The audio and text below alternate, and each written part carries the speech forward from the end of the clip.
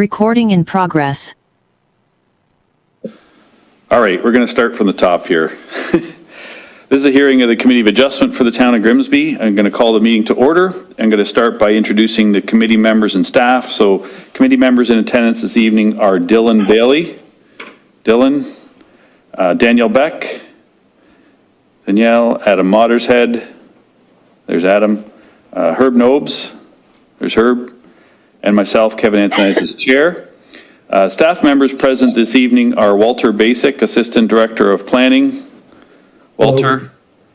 There he is. Michaela Bray, Assistant Secretary Treasurer over here to my right, and Spencer Pierce, Manager of Capital Works, and that's for one of the applications, A47 this evening.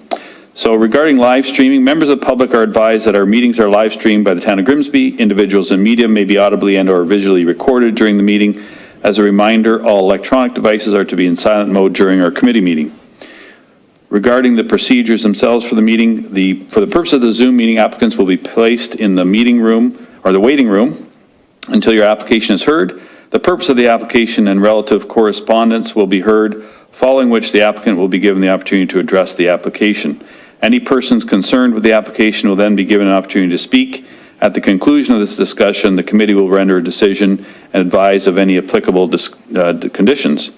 Copies of the decisions will be mailed to the applicant or agent and to any person who requests it in writing. To request a copy of the decision, please email Michaela Bray, our Assistant Secretary Treasurer. Any person, corporation, or public body has the right to appeal either the decision itself or the conditions of consent to the Ontario Land Tribunal, the OLT, within 20 days of the date of the decision for consent to sever and 20 days for the date of the decision for any minor variance application. So everyone present will be given an opportunity to comment on the applications being heard. Please address your comments and questions through the chair. Each participant will be provided 5 minutes to speak, but we ask that each participant only speak once. If you hear your comments presented by someone else, please do not duplicate the remarks. When you're called, we ask that you state your name and address for the record and just say you concur with the previous speakers, for the brevity, because we've got a lot of people on the line here this evening. So we recognize the number, but if you can just say, yeah, I concur with what's been said, and you want to add something new, please go ahead. Agencies commenting on the applications may request certain conditions be imposed. Voicing objections to these conditions will not adversely affect the committee's decision. And all members of the committee have viewed the properties on the agenda tonight and are familiar with the lands that are subject to the applications. So regarding pecuniary interest, do any of the members of the committee have a pecuniary interest with the matters before us this evening? No. No. And I have none. There's no request for withdrawal or adjournment. So we'll start with the approval of the minutes from the meeting on November 15th, 2022. They've been circulated. Do I have a mover and a seconder on those minutes? Might take me a bit to find them. There's Adam and a seconder. I'll second. Danielle Beck. Danielle, thank you. Any further discussion? All those in favor say aye, or raise their hand, maybe it might be easier. Opposed, if any? Aye. Thank you. It's carried.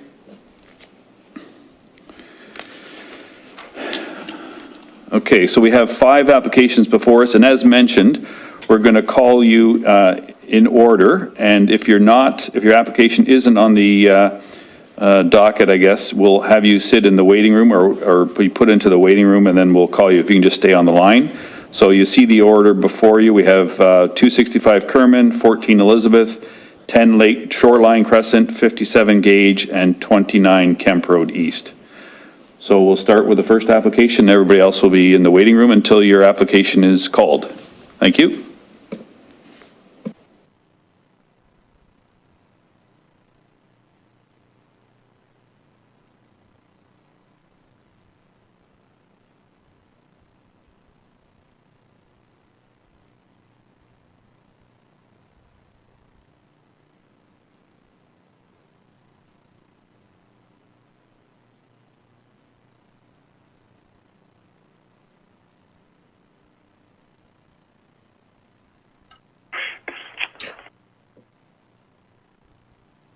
Kevin, I don't know if you know, you're not on video under your name. You're just under council chambers.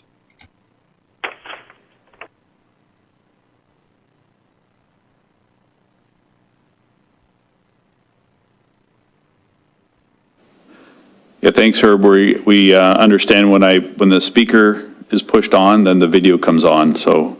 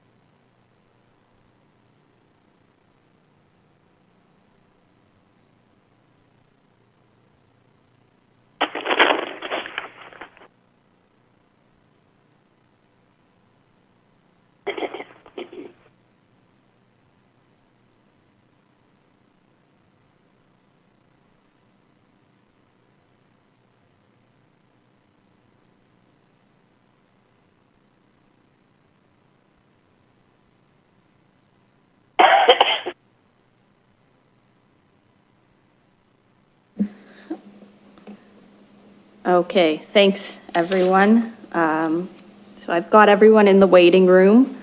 I believe only the people who are supposed to be here are here. So we're going to start with 265 Kerman. So I'll just pull up the presentation quickly.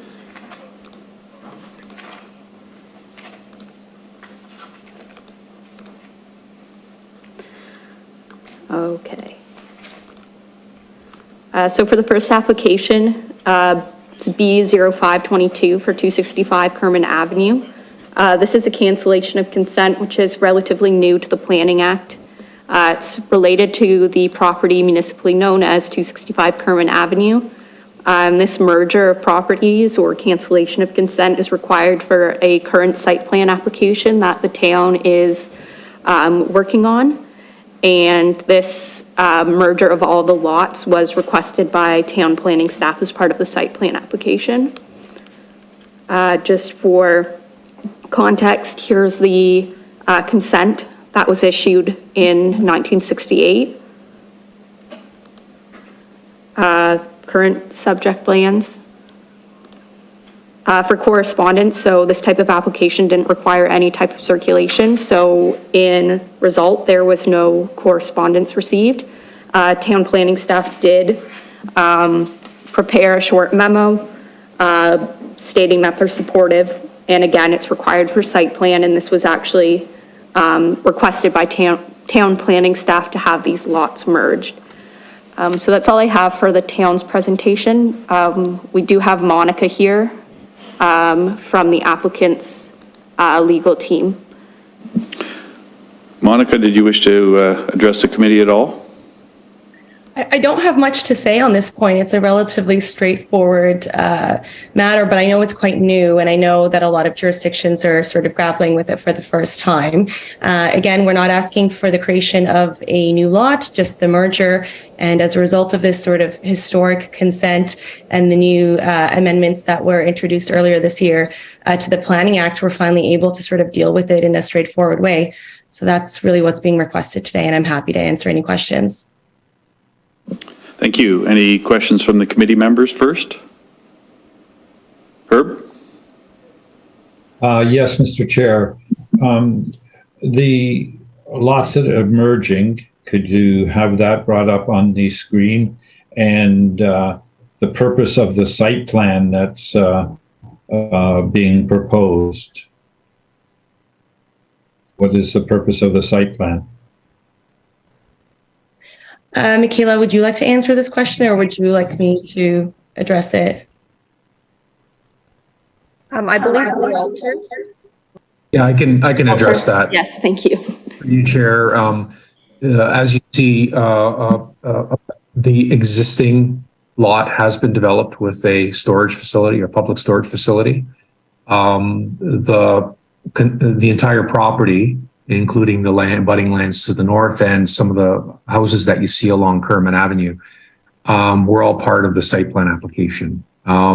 We required that in order for the next phase of the site plan to proceed, we required the lots, all of the lots that are owned by the proponent, to be merged in title, so that it's essentially all one big lot, and so that existing lot lines do not interfere with the placement of any buildings on the property. I might add that the four properties that comprise my client's development would in the normal course merge. It is one owner that owns all four of the properties.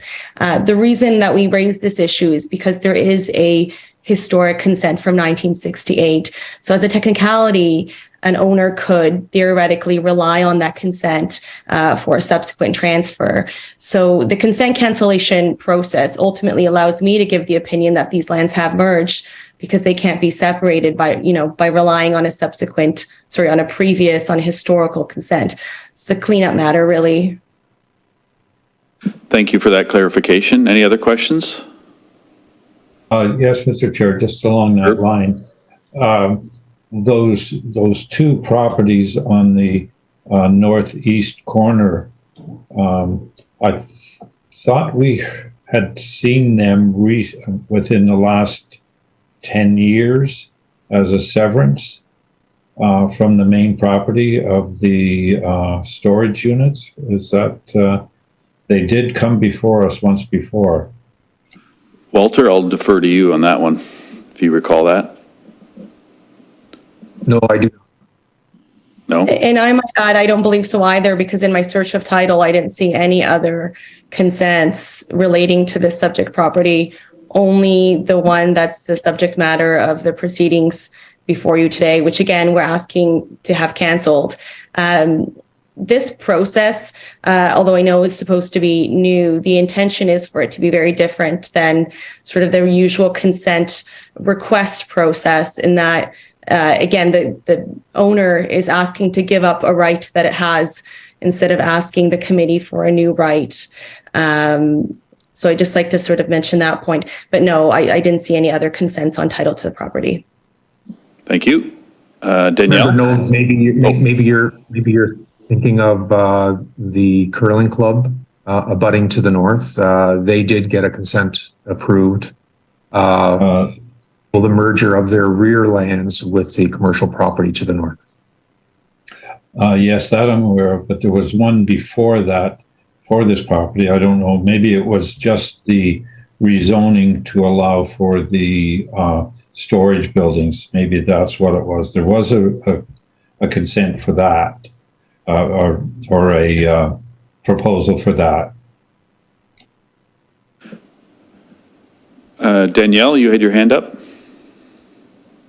Yes, thank you, Mr. Chair. I just want to, wrap my head around this because, like you said, it is fairly new. So this is removing the owner's rights to the typical once a lot, always a lot provision. It's basically more or less like I don't want to say like a deeming bylaw, but it's merging all the lots under one, removing those internal lot property lines. And then I'm assuming the purpose is to expand the storage facility. That's the reasoning for it. Now I know that there is the mixed space. It looks like there's another commercial building, and then there's two residences there. Assuming those are all going to be removed, demolished, and mixed space is going to expand across the entire property. Are the residences being kept in addition to mixed space? Because the site plan drawings have not been provided to us, I just would like to get a little bit of context as to what's being proposed here. Walter? Yeah, thank you through you, Chair. Yes, the application for site plan, our review has been complete. This is the one and only issue that needs to be addressed. So we've addressed all the drainage, landscaping, and whatnot. The actual the dwellings along the frontage of Kerman Avenue are to be retained, and there's buffering being proposed between the commercial component of the lot and the residential component, existing continuing residential component of the lot. Thank you, Walter. Any other questions from the committee? May I ask a follow-up question? Yeah, sure. Is the intention to sever off those residential lots in the future, to sell them off, to keep them as separate properties, I guess, or is the intention to keep them as part of the industrial lot, I guess, or like the commercial / storage lot? Maybe Monica can answer that, or, I have no knowledge of my client intending to sever off anything in the future. These 4 properties, for all intents and purposes, had merged previously under the ownership of the previous owner that my client purchased these 4 properties from. My client fully expected that these properties had merged and would be considered one property. The only reason we're here today is because technically I can't give them that opinion that it's merged when there's a consent on title from 1968. And even there is a legal back and forth of whether you can rely on once a consent, always a consent, given that the 1968 consent predates the 1979 amendments that allowed for once a consent, always a consent. So we're here so essentially I could satisfy the planning department that we do in fact have merger. And again, my client's not asking for any additional benefit. It's essentially to take away a benefit that it would otherwise have, which is to rely on that historic consent. So, we could have one property. I'm just looking at, I guess, future impacts of the existing residential, I guess, dwellings that are there. And if we're going to be seeing future applications coming in, and if there's going to be any type of land use conflicts or compatibility issues, and I'm also thinking like building code issues, spatial separation distances, once you put in new property lines, or if property lines are going to be proposed in the future. So I'm just trying to think foreshadowing going down the ways. That's all. For the purposes of this application, I have no concerns with it. I've read through the Planning Act. I'm in the planning field. I understand where you're coming from. So this is fine. I'm just thinking moving forward. What is this going to what could this snowball into for the applicant, and what could we see for the residents that are still living there? So I think that the cancellation of consent that we're asking for today would have absolutely no impact on that. Herb, do you have a question? Yes, Mr. Chair. Further, now the zoning for these all this land that is there right now, including the residents, are they all permitted on the same zoning? The storage units are zoned one thing, and residential is zoned differently. So are they permitted to be on the same zoning? Walter, to you. Yeah, thank you. Through you, Chair, the zoning is consistent on the entire holding. The existing residences are legal non-conforming. Thank you. Any further questions? Is there anyone in the audience or the public, I guess, speaking on this matter? No? Do we have none? Then do we have a motion on the application? So on the resolution sheet, they show the reasons for decision. You can ignore the bottom because it's not a minor variance. It's strictly a cancellation of a severance. So really the motion is regarding cancellation of a consent certificate from the specific address in question. So it's not the typical 4 tests, if you will. So do I have a motion, a mover and a seconder? Dylan, thank you. Seconder? Oh, Adam? Any further discussion? All those in favor or raise their hand, say aye. Opposed, if any? It was carried. Okay, thank you. There is a 20-day appeal period, as you're aware, I'm sure. Thank you for attending this night. Thank you so much. And because this is a relatively new process, I'm just curious, perhaps Michaela or Walter could answer. I had circulated a draft form of consent cancellation certificate in terms of the mechanics of when that would be signed or approved. What should we be looking out for? Michaela? Yeah, through the chair. Yeah, I have that form. And I guess Walter and I can go over it tomorrow. And we hope to get this wrapped up quickly as well. So, right. Yeah. So probably maybe by the end of the week, Walter, would you think that's reasonable? Yeah, definitely by the end of the week, we'll have it taken care of. Thank you very much, everyone. Okay, thank you. Thank you. Thank you. Okay, we'll just wait a second while Michaela gets the next applicant in. So that's 14 Elizabeth Street, A44-22.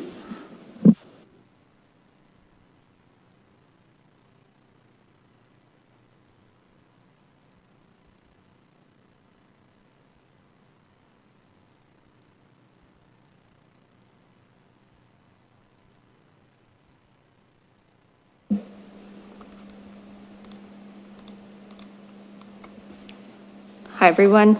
So the next application we have is for 14 Elizabeth Street. It's a minor variance to recognize the 3 existing tandem parking spaces on the subject lands, which are used for a commercial use.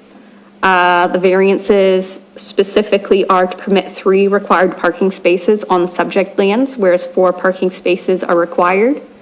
The other variance is to permit tandem parking for a commercial use to meet the required parking spaces, whereas tandem parking to meet the required parking spaces is not permitted for a commercial use. The site plan that was submitted with the application, it's the same one that was circulated on the notice. Aerial photography to show the context of the neighborhood and just showing the driveway in the bottom left corner. It's existing. Imagery taken from Google Maps. So the driveway on the right-hand side of the building. For correspondence, from planning, there's no concerns. They believe it meets the 4 tests set out in the Planning Act. And I also received from the other agencies listed that they had no concerns with the application. Thanks. Thank you. Do we have the owner or the representative, Tim DeLong? Tim, did you wish to address the committee at all? At this point, no, I don't really have anything. No? Committee members, do you have any questions on the application? Dylan? Yes, Mr. Chair, if I could just get some clarification as to, like, obviously this structure has been here for a period of time and the driveway has existed. Is this just to formalize the, the tandem parking for a commercial building? There's lots of parking around the building, so I'm just clarity as to the I guess the why or the why now. Tim, did you wish to elaborate? Walter can speculate on this because he's the one that's forcing it on me. So, Walter, where's Walter? You're forcing it on him. Can you explain? yes. Yes, Will. Thank you, Tim. There was a commercial use that was established within the building, and the requirement for this particular use is 4 spaces. And the only parking that's being provided on the site are the 3 tandem spaces that are on the existing driveway. So it's essentially a variance to legalize the existing use that's in the building for parking. Thank you. Herb, I think, had his hand up first. Herb? Yes, Mr. Chair. I was just wondering why the parking could not be placed at the rear of the building and not have tandem. Is there no room back there for the parking behind the building? The rear of the building is currently being used by the neighboring property, Trail Ridge Montessori School, for a playground. So no, the parking could not go back there. Does that answer your question, Herb? Well, Mr. Chair, I was just wondering, is this then part of this partial zone for school, Walter, to allow for the Montessori to be back there? Walter? It is a permitted use. Thank you. That's all. Thank you. Thank you. Danielle? Yes, thank you, Mr. Chair. I've gone by the property twice now, I think it was, and there's been a trailer parked in the driveway the last few times, which hasn't provided any parking on site. So I'm concerned as to this property even providing any parking for the commercial business. So that's my first question is this trailer something that's stored on site for extreme lengths of time, and is parking actually being provided on site? And second, what is the actual commercial business that is established and operating here? Because I'd just like to get an understanding as to the, I guess, volume of traffic that is going to be, I guess, generated, and whether or not, in addition to the Montessori school and the abutting town parking lot, if that's going to accommodate I've seen the Montessori parking issues that is caused by the dead end street here, and whether or not if there's going to be additional issues with parking on street, or if it can be accommodated in the town parking lot.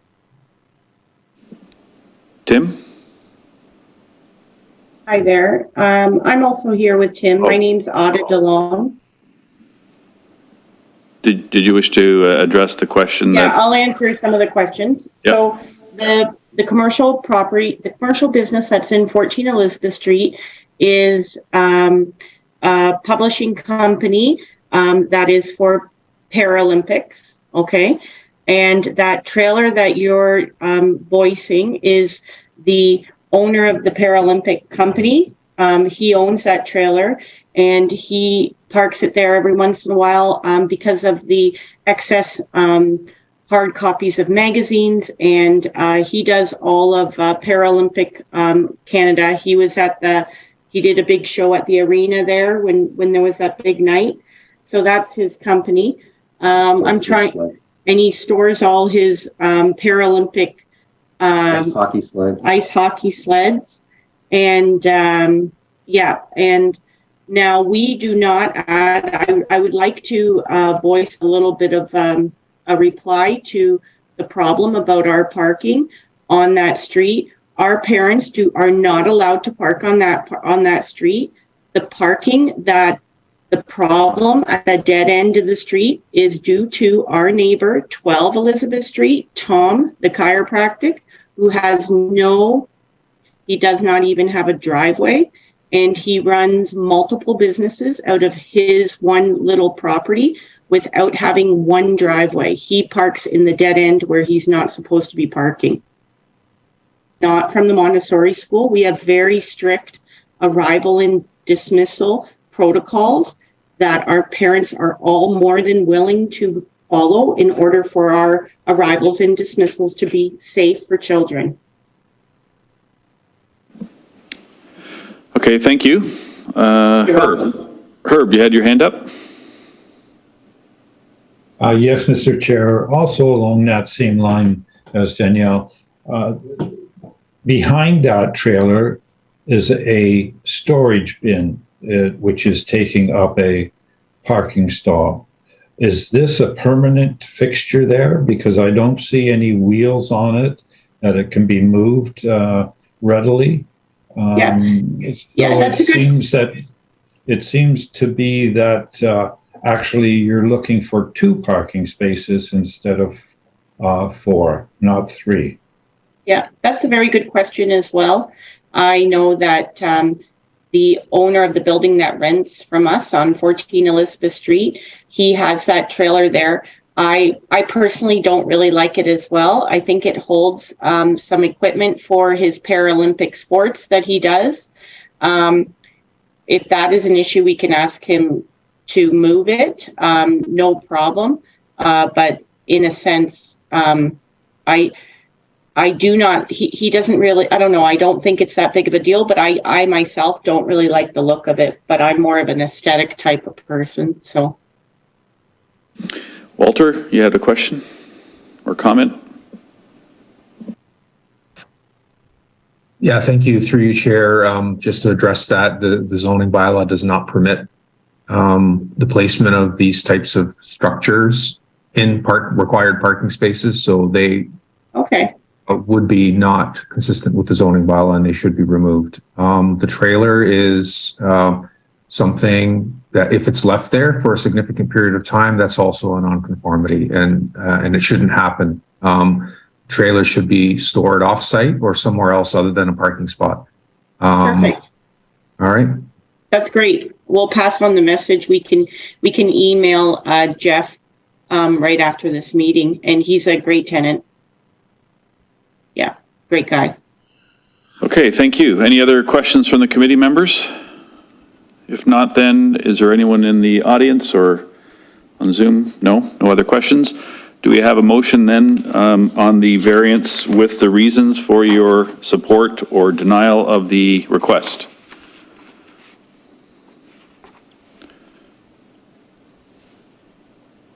Danielle?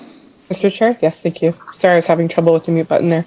I would like to make a motion that it be resolved that submission A44-22 by Tim DeLong of Trail Ridge Montessori School for 14 Elizabeth Street to permit 3 required parking spaces on the subject lands, whereas 4 spaces are required, and to permit tandem parking for commercial use to meet the required parking spaces, whereas tandem parking to meet the required parking spaces is not permitted for commercial use, be approved for the reasons that the variance is minor in nature, that the reduction of 1 parking space is desirable and appropriate for the subject lands. The responsibility of the tandem parking will be worked out with the tenant on site. I don't see that having any adverse effects on the properties or the adjacent properties, and that, in my opinion, that it meets the intent and purpose of the zoning bylaw and official plan. Thank you. A seconder? Dylan? Any further discussion on this motion? All those in favor say aye or raise their hand. Oh. Opposed, if any? Was carried. You had a question? Sorry, I didn't catch it in time. Yeah, I would like to just make sure that you guys know that I will follow up right after the meeting. Can I copy any of you on the meeting to our, or do you not want to be involved? Either a blind copy. I just want to show good faith that I would like to take care of this. Yep, no, we appreciate that. I think if you CC staff, if anything, on that, Walter or Michaela, they would appreciate that. Okay. That's Right. okay, Walter. I was going to suggest, Walter, yes. If Yeah. it would be a compliance issue, it would be best to follow up with a staff member. Yeah. But we do appreciate the good faith and your follow-up on that. Thank you. Yep, Thank you so much. thank you. So it was approved, subject to the 20-day appeal period before it becomes final and binding. So thank you for attending. Have a good evening. All the best. Bye-bye. Bye. Okay, the next application is 10 Shoreline Crescent, A4522.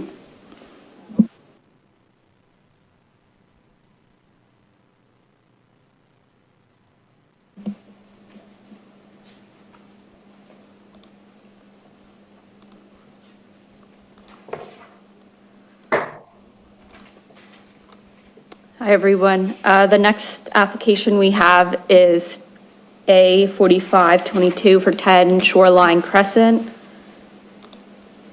So this is a minor variance to facilitate the construction of a new single detached 2-story dwelling. The specific variances are to permit a minimum front yard setback of 7.64 meters, whereas 11.5 meters is required, and to permit a maximum lot coverage of 21.22%, whereas 15% is permitted. And just to note on the lot coverage, previously a lot coverage of 19.82% was approved by the Committee of Adjustment on a previous application, file number A0521, back in July of 2021. Here is the site plan that was submitted with the application and circulated to the required neighbors.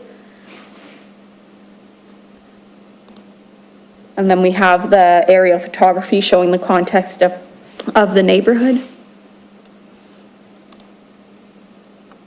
imagery taken from Google Maps showing the somewhat recent site. So just to note, there is the foundation of 10A shoreline that has gone in on the left side of the image. As for correspondence from the planning department, ultimately no concerns, and planning staff believe it meets the 4 tests in the Planning Act.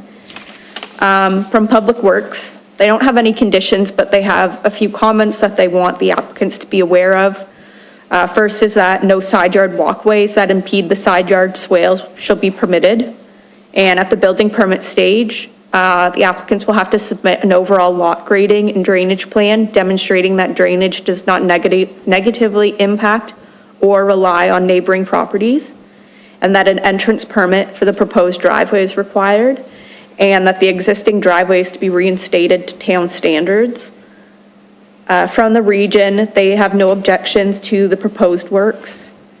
From the Conservation Authority, they have no objections, but they note that an NPCA works permit will be required. They do note that there was a previous permit. However, these plans don't appear to match the previous plans that the permit was based on. Therefore, a new permit application will be required. And they note that at the permit stage, the NPCA might require additional supporting evidence, such as like geotechnical reports. And from the other agencies listed on the screen, they had no concerns or objections. Thanks. Thank you, Michaela. Is the applicant or the representatives here this evening who would like to elaborate on the request and the comments from staff? Yes, thanks so much, committee. So this is a revision to an application that had mentioned by Michaela back in 2021. And so we designed both 10A as well as 10 shoreline. So 10A is currently under construction. We are looking to push forward on 10 shoreline in the spring due to mainly the drivers on just construction costs. The client pushed out the project, and in doing that, started to think more about this rear yard setback. And that's what really pushed us to move the house forward. So we are back in front of you today, seeking that permission for that front yard variance. And the increase in the lot coverage, the home has remained intact from a design standpoint. What has increased is the clients are looking to expand on the cabana sizing in that rear yard, which is growing that previously approved lot coverage variance of 19.82 up to what we're seeking today, which is that 21.22%. I'm happy to answer any questions that anybody has. Thank you. So a technical question, I guess, for Walter or Michaela. The existing conditions would stay, right? So anything we add now would be layered on top of, because the previous approval had a number of conditions, including the NPCA one, so they would not be removed. They would just be added to if we add additional ones in this case. Walter or Michaela, maybe you can answer that. That still stands, right? The existing conditions would still stand, and those studies would still be required if they're not already provided. And then any new ones would be added to. So we wouldn't have to duplicate the conditions, in other words. Through the chair, and Walter, you could correct me if I'm wrong. I believe because it's a new application, it would be separate, but you would have the ability to add any conditions. So if you feel that the conditions from the previous application on the site were still relevant, you would be able to impose them. But it is technically a new application with a new number. Yeah, in addition to that, through you, Chair, the approving this variance wouldn't cancel the other one. So the other one is still in effect, and all the conditions associated with the other ones would be in effect. But they don't require the others if they get this. So, so this particular variance, if there are any conditions that the committee feels are appropriate based on the nature of the application, then I would recommend that you impose those conditions. Some conditions or some requirements are automatic. We will require a lot grading plan. They will be required to get a permit from the Conservation Authority. So the conditions in that regard may be redundant, but again, it's a standalone. Don't rely on the other. Gotcha. Thanks. Any questions from the committee members?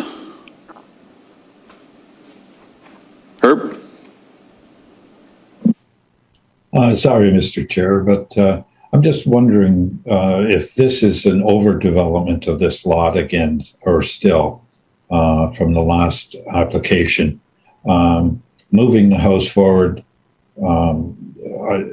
Walter may be able to help us on this. There was, I don't know if it applies to this case, the front of the houses are supposed to line up with the front of the houses adjacent to it.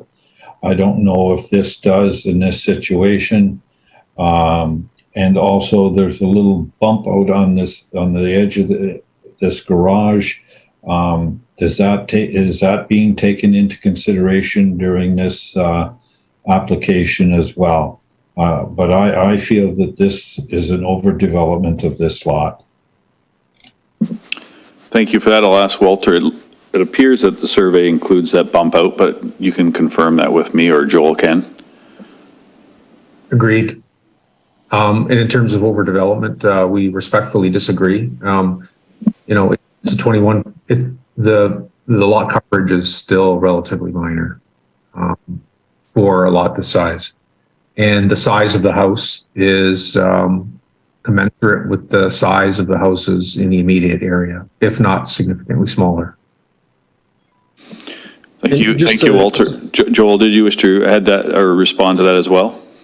Yeah, just want to touch base just in terms of alignment of properties. So I think that we're actually bettering the situation with the alignment. So 10A shoreline does project a little bit further than what we'd originally proposed. And the neighbor to the right-hand side, it's a little bit obscure, but on that site plan, we do show that 7.9 meter setback deviation from their garage. So they did more of like an alcove type entry to the home on the right-hand side. But we're in line with that neighbor on the right. And we very much have support with 10A shoreline, the neighbors on the left. And I echo Walter's comments that I think that, we are, Grimsby seeing a really large change, as are most communities these days in terms of dollars invested into properties. And so I think what we're trying to do is simply build for, what is currently the standard in this community. They're very expensive lots. And so we're trying to maximize, obviously, what makes sense for this property and the investment on this property specifically. Thank you for those comments. Adam, question or comment? Thank you, Mr. Chair. Just had a question about the swimming pool.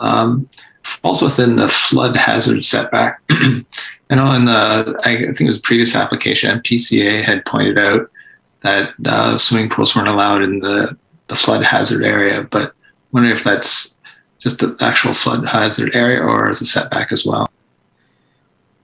Joel or Walter?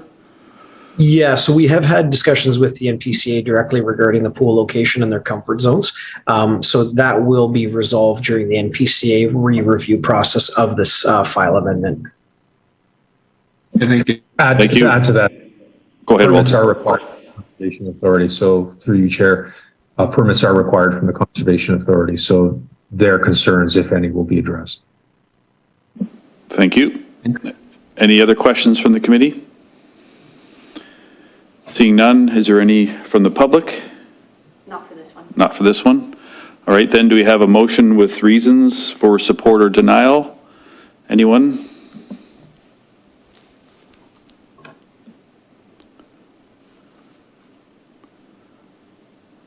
Dylan? Thank you. Did you wish to maybe elaborate a little bit on the support or denial or motion? Really, through you, Mr. Chair, that I move that it be resolved that submission A4522 for 10 shoreline crescent to permit a minimum front yard setback of 7.64 meters, whereas 11.5 is required to permit a maximum lot coverage of 21.22%, where 15% is permitted. It does meet the four tests as outlined. Excuse me. As well, and I'm not quite sure the best way to outline this, but with the either existing or other conditions added as identified by the agencies as needed. I know that Walter mentioned that many of these are automatics and don't need to be included in. So I would say that anything that is not automatic, that they be added. So I just want to make sure, because there were some So- mentioned. Yeah, just double check those. Don't think So there for- were any conditions mentioned. There's none on the resolution sheet. There were no there's none in the comments. conditions, through the chair, there were no conditions requested this time around. So there were none on the resolution sheet, but I know somewhere, I have like the conditions from the previous application. The first one is basically the NPCA requiring a works permit, which would be required anyways. And another condition for the region requiring a stage 1 archaeological assessment. But from what I understand in their comments submitted with this application is that that's already been completed, so there's no need for that condition anymore. So it really comes down to if this NPCA condition wants, or if Dylan would like to add that condition back in. I would recommend that it be added as a condition if it was on the previous one. Thank you. Okay, then do we have a seconder? Dylan, Can I just sorry. clarify, Dylan, your motion was to approve, is that correct? Because I don't think you stated that. Yeah. Oh, I'm sorry. Yes, it was. Sorry about that. Didn't mean to be that vague. Okay, I would second that motion then to approve. And with the conditions as suggested? Any further discussion on this matter? All those in favor say aye or raise their hand. Opposed, if any?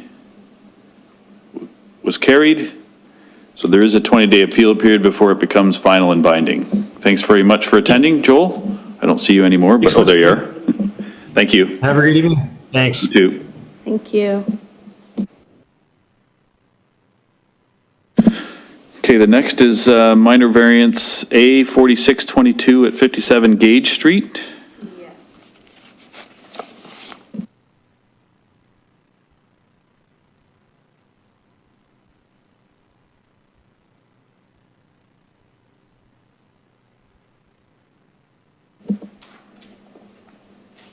Devin, are you there by any chance? From Land Art? Yes. Okay, perfect. Yeah. Thank you.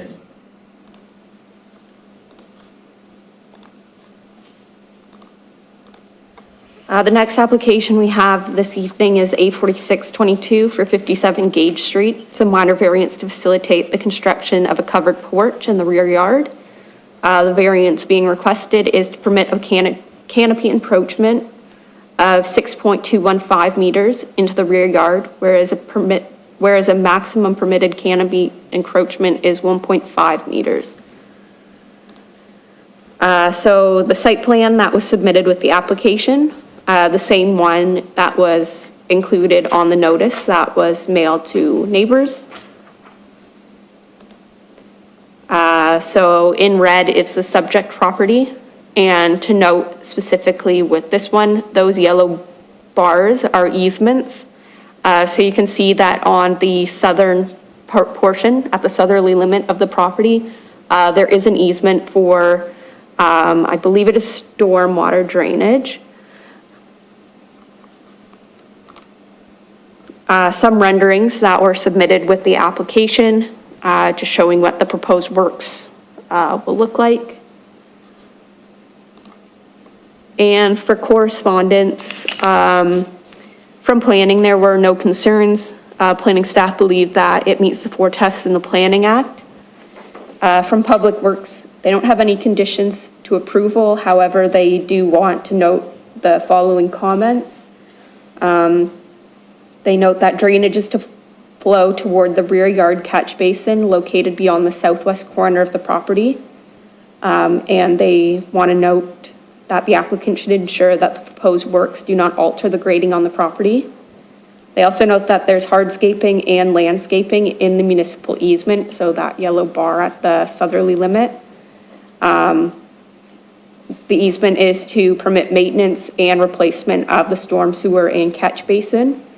They also want to note that in the event of maintenance, replacement, or emergency repairs, the town would be required to excavate the area, resulting in the removal of any features within. And after the works are completed, the town would reinstate the easement with topsoil and seed. I also received a email from one of the neighbors at 24 Gage Street. She is noting just concerns with privacy and setting precedents for other properties in the neighborhood looking to have these sort of covered porches. And I have one delegate who is present today, so I will let her address her comments when called upon by the chair. Thank you. Thank you, Michaela. Is the applicant or the representative here? I did see a name. Yes, I'm Devin Klingon, agent through Landart. Did you wish to elaborate at all or respond to maybe some of the correspondence received? I assume you've seen it. Yeah, I've been able to review it. No, nothing really to add. It's hopefully the site plan was fairly clear there. Covered porch over a deck extending out into the backyard. And how high is the platform off the ground, roughly? Platform, there's two different levels. The one platform is about 12 inches off the ground, and then the other platform's door sill height is about 24 inches. Okay, thank you. Are there any questions from the committee members?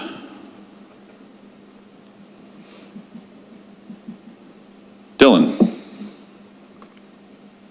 Hi, I just wanted to get some clarification regarding what is being built or what has already been built on the easement, and if access should be needed and construction or things dug up, how would that affect what the plans are now? Right. Yeah. Not quite understanding where things are, like easement versus things being built. Right. So there's a 1.5 meter easement on the back of the property. Currently, there is a pool there. That pool is completely outside of the easement, and there are kind of like pavers on the back side of the pool. With our proposed works, those will be removed, as will, and there are some plantings along that back line that will stay in place. But our proposed deck and roof structure are completely outside of the easement, including the overhang up from the posts. So it's complete floor to ceiling, kind of open on that back line. Okay, thank you. Thank you. Herb, you had your hand up? Yes, Mr. Chair, I was along the same line. How far, what is the setback on the rear property line to this cover?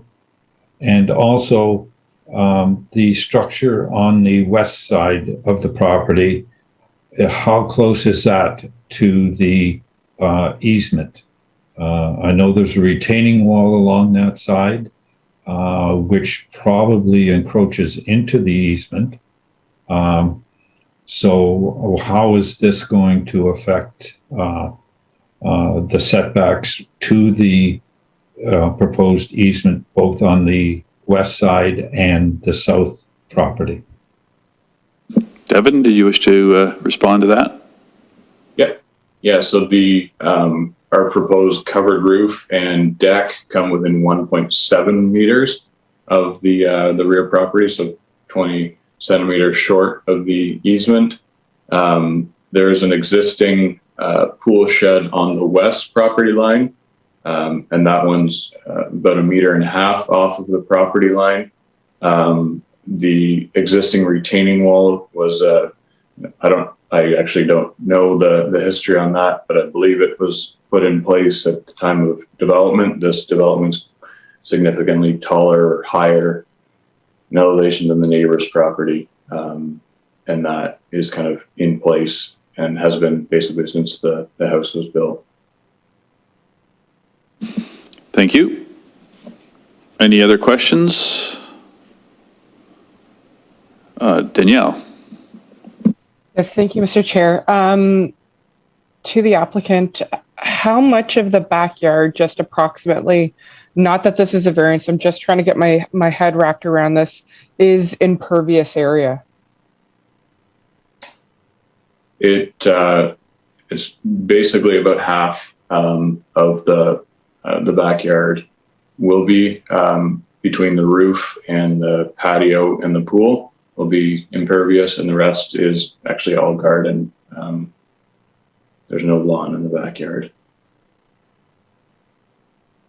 And to Walter, I know the answer to this is yes, a building permit will be required, assuming grading and drainage is going to be reviewed through the building permit process. Right. Walter? That's correct. Yeah, that is correct. Okay. Yeah, I'm struggling with this one for the purpose of the minor aspect of the floor tests, because the encroachment allowance is 1.5 meters, and the request is over 6 meters. The amount of impervious area that's being proposed, the amount of roof overhang. I would love to hear from the neighbor. I'm not too sure where Miss Marlowe lives in relation to, we do have one resident in opposition, although she's not an immediate neighbor. I'm struggling with this one just with respects to the amount of impervious area, the possible impacts to drainage. Again, however, I'm not a civil engineer, and the possible impacts to the easements. So I'm just throwing my comments out there at this point in time. I'll just reserve anything else to hear from the neighbors and other committee members, though. So. Thank you. Danielle, any other questions from the committee first? I could respond for a second. Yeah, go ahead. Just make the comment, the variance is for the encroachment as a covered structure attached to the home. If this structure was built as kind of a grade level structure, permitted as like a accessory building or a shed, this would basically fall well within all of the zoning restrictions. The only reason for this is because we're attaching it to the house. I believe the requirement is 40% needs to remain pervious. So 50% is within that. So that's kind of a follow-up question for you, Dylan. If it wasn't for the overhang or the covered nature of this, what would be impervious? Would it change? In other words, if you're not putting the structure over top, I see a platform and a deck, would they be considered impervious? The deck would be considered impervious, yeah. Right. So the platform that's there wouldn't change in terms of being pervious or impervious. And then the other question, I guess, follow up to your point, if it was detached from the house, you wouldn't require this variance? Is that what you're saying? Walter can maybe confirm that. So if it was an inch away, I'm just throwing out a theoretical here. Yeah. If it was not attached or touching the house, in other words, it was a self-contained or self-supporting structure, you wouldn't need this variance. And Walter can confirm that, I guess. Okay. Just for that clarification. Walter? I can't confirm because I haven't actually looked at that specifically. The lot coverage maximum would be 7% for an accessory building, as an example, and then the overall would be 40%. So we haven't done that calculation, but as you know, lot coverage is covered or applies only to the exterior faces of exterior walls. So if it's an open structure, it's technically doesn't count for lot coverage at all.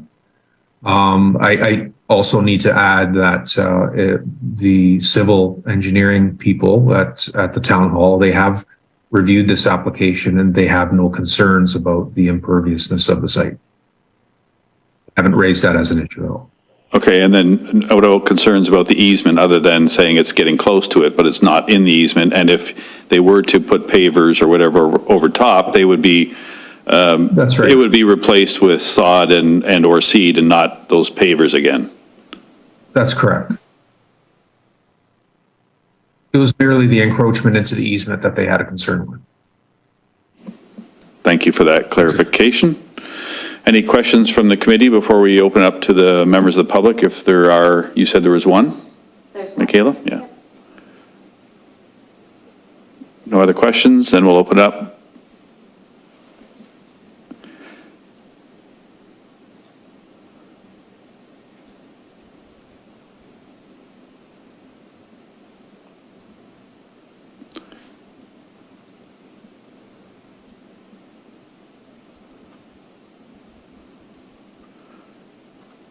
I don't see them yet. Are they on the? So Lisa, if you want to go ahead, just let me know when you change the slides. This is Lisa's presentation. Oh, okay. Sorry.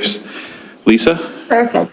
All right, thank you. Before you begin, we're the Lisa. owners of- Okay, Oh, I was just yeah? going to say, if you could just start with your name and address, that would be helpful. Thank you. Oh, yes. It's Lisa and Andrew Marlowe. We are the owners of 55 Gage Street and are the neighboring property to the east of the applicant. We bought our corner house new 19 years ago. The applicant moved in next to us 3 months ago. The application in question, in our opinion, is misleading, deceiving, and incomplete. The canopy encroachment is misrepresented on the site plan circulated to not only town staff, but also the neighborhood. How are we talking about a canopy when we don't even have the details of the canopy? We have requested by email 4 separate times the height of the canopy in question. A 2-foot high canopy has a far less impact than a 20-foot canopy. The final response we received stated that it did not exceed the 9-meter bylaw. We feel the site plan you received and shown here is incomplete. According to the Town of Grimsby's application to the Committee of Adjustment for Minor Variance, the site plan is to show all buildings on the subject property and any buildings on neighboring properties immediately adjacent to the lot lines. The response we received regarding the requirements not being met were that the planning department felt they received the required information. But again, they could not even share the height of the canopy in question. To put this site plan into context with the actual neighborhood and adjacent properties, of which was not included in the application, this is the reality of the canopy encroachment. Next slide, please, Michaela. Our rear yard amenity space was designed not only for our privacy, but also that of our neighbors and respecting their space. We have an in-ground pool, as seen here, and concrete patio that was positioned on the southwest corner of our lot to achieve partial privacy from the 2-story townhomes along Gage Street on our east side. The original owners of 57 Gage also positioned their pool and patio, as shown in red as existing patio, on their southwest side to ensure their privacy as well. Our rear yards are shallow, having a depth of 29 feet or 9 meters. We both sacrificed depth for width on our lots. Privacy and open space in our rear yards has not been an issue in 19 years. The caliber of the proposed elevated new deck, platform, and roof structure result in the need for this canopy encroachment. This canopy would extend the entire depth of their rear yard, which is in fact the entire length of our pool and patio area and the only private space we have. Their proposed deck is 3 feet off the ground, ultimately making our privacy fence 3 feet high, including the lattice. Due to the elevation and size of this canopy, an overlooking effect would be created, not avoiding such an effect that is zoning's purpose. This will also be the case for the neighbor directly behind at 33 Gage. For the planning department to reference the official plan 3472A and state this does not result in undue adverse impacts for adjacent properties, particularly in regards to adequate privacy conditions, is questionable. This canopy would result in exactly that. Neighboring properties would have no privacy with this overlooking structure and canopy. Next slide, please. These renderings make the roof structure look nice and unobtrusive. However, again, they're completely misleading. What's missing from these sales pitch renderings are the surrounding houses that this structure will ultimately affect. The top picture is missing our house and yard altogether, but our house really is there right behind the structure. So is our pool and patio. The privacy trees shown are not actually there, but they may be in about 20 years. The cedars shown on the right were planted over 10 years ago. The bottom picture, clouds on the right, are actually the roof of 33 Gage Street. The roof line of 33 Gage and the proposed structure will be within a few feet of each other. The underside of this proposed canopy would actually be higher than the soffits of the bungalow at 33 Gage. The town's opinion that, as for privacy, the east and west property lines are bounded by a fence and the south is lined with trees would assist with buffering the existing privacy conditions is again questionable. The south fence line is mainly chain link. The east is 5 feet with 1 foot of lattice. Cedar trees are temperamental and could be dead in a day and hardly a reliable buffer. Regardless of all that, this deck, platform, and canopy will be overlooking both adjacent properties, and fence height is actually irrelevant with this canopy towering above. This minor variance is not in line with the town's bylaw 1445 as amended, or the intent of rear yard setbacks, as no privacy of abutting neighbors is being maintained, and this would actually create overlook conditions. Here's the reality of the caliber of the structure that is being proposed for the canopy encroachment. Next slide, please. I just lost it. Where did it go? Oh, sorry, 1 second. Oh, nope, here.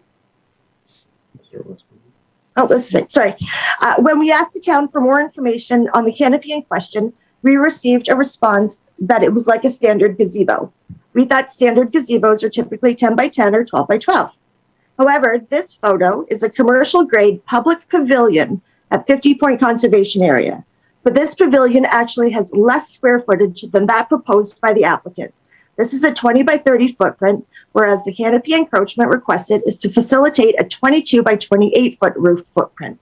This does not belong along a neighboring fence line 2 to 3 feet off the ground and would have obvious adverse impacts on adjacent properties' privacy. The scale of the proposal is not desirable nor appropriate development for such a shallow lot with direct impacts affecting privacy and overlook conditions on neighboring properties. Next slide, please. This is our western view from our patio and pool area and a rendering of what the approval of the minor variance would result in. Roof peak just under second story window, canopy extending entire depth of rear yard. The photos on the right are from our only private area and shows the roof line of 33 gauge. The direct impact on our rear amenity space includes privacy, since the proposed pavilion spanning the entire depth of the rear yard will have a floor of nearly 3 feet from the ground. That's halfway up the fence. That's a view for us of our neighbors from the waist up. If they are seated, their heads will still be above our fence. This is for the entire depth of our and their rear yards. 1.5 meter canopy encroachment is a bylaw for a reason. View and blocking in our yard. We already have the entire length of 33 gauge, which is a bungalow, as our south view, leaving only the east, which is townhomes, and west, which is our current open space. This pavilion will leave us in a blocked-in yard. We will lose summer sunlight from 6 p.m. onwards instead of sunset. Any lighting along, under, or on the canopy will directly impact and light up our entire yard. With such a huge structure with a ceiling, the amplified noise will just bounce off into our amenity space. Our children's bedrooms are closest to the area in question on both the south and west sides of our home, and issues with noise during gatherings is concerning, not to mention rain noise on a 600 square foot metal roof. Water drainage. We already had to incorporate a sump pump into our pool designed 7 years ago due to water issues along the fence. With the proposed canopy taking away over 600 square feet of natural ground absorption, where will water go? We understood 57 gauge was built on a double foundation due to natural underground water, and our immediate neighborhood already deals with flooding. The town would have record of this. We appreciate the Public Works Department taking the time to actually review this application and comment on the drainage concern as well. Again, a requirement for applications, but not deemed necessary by planning. Next slide, please. We'd like to clarify the Planning Department's memorandum of December 20th under the official plan paragraphs. It is stated that planning staff note that Gage Street consists primarily of single detached residential properties with similar rear yard conditions. This is incorrect. Gage Street is actually 21 townhomes and 21 detached. Of those 21 detached, 9 are zoned differently as residential 3.35, while the rest, including us and 57, are zoned residential 2.25. The 3.35 properties have much deeper yards with lot depths of around 150 feet. The subject property and ourselves have very shallow rear yards due to our lot depths of about 104 feet. What may be suitable on a 150-foot deep lot is certainly not what's suitable on 104. This rear yard canopy encroachment spanning the entire depth of the rear yard is one such instance, as our yards are simply too shallow. Next slide, please.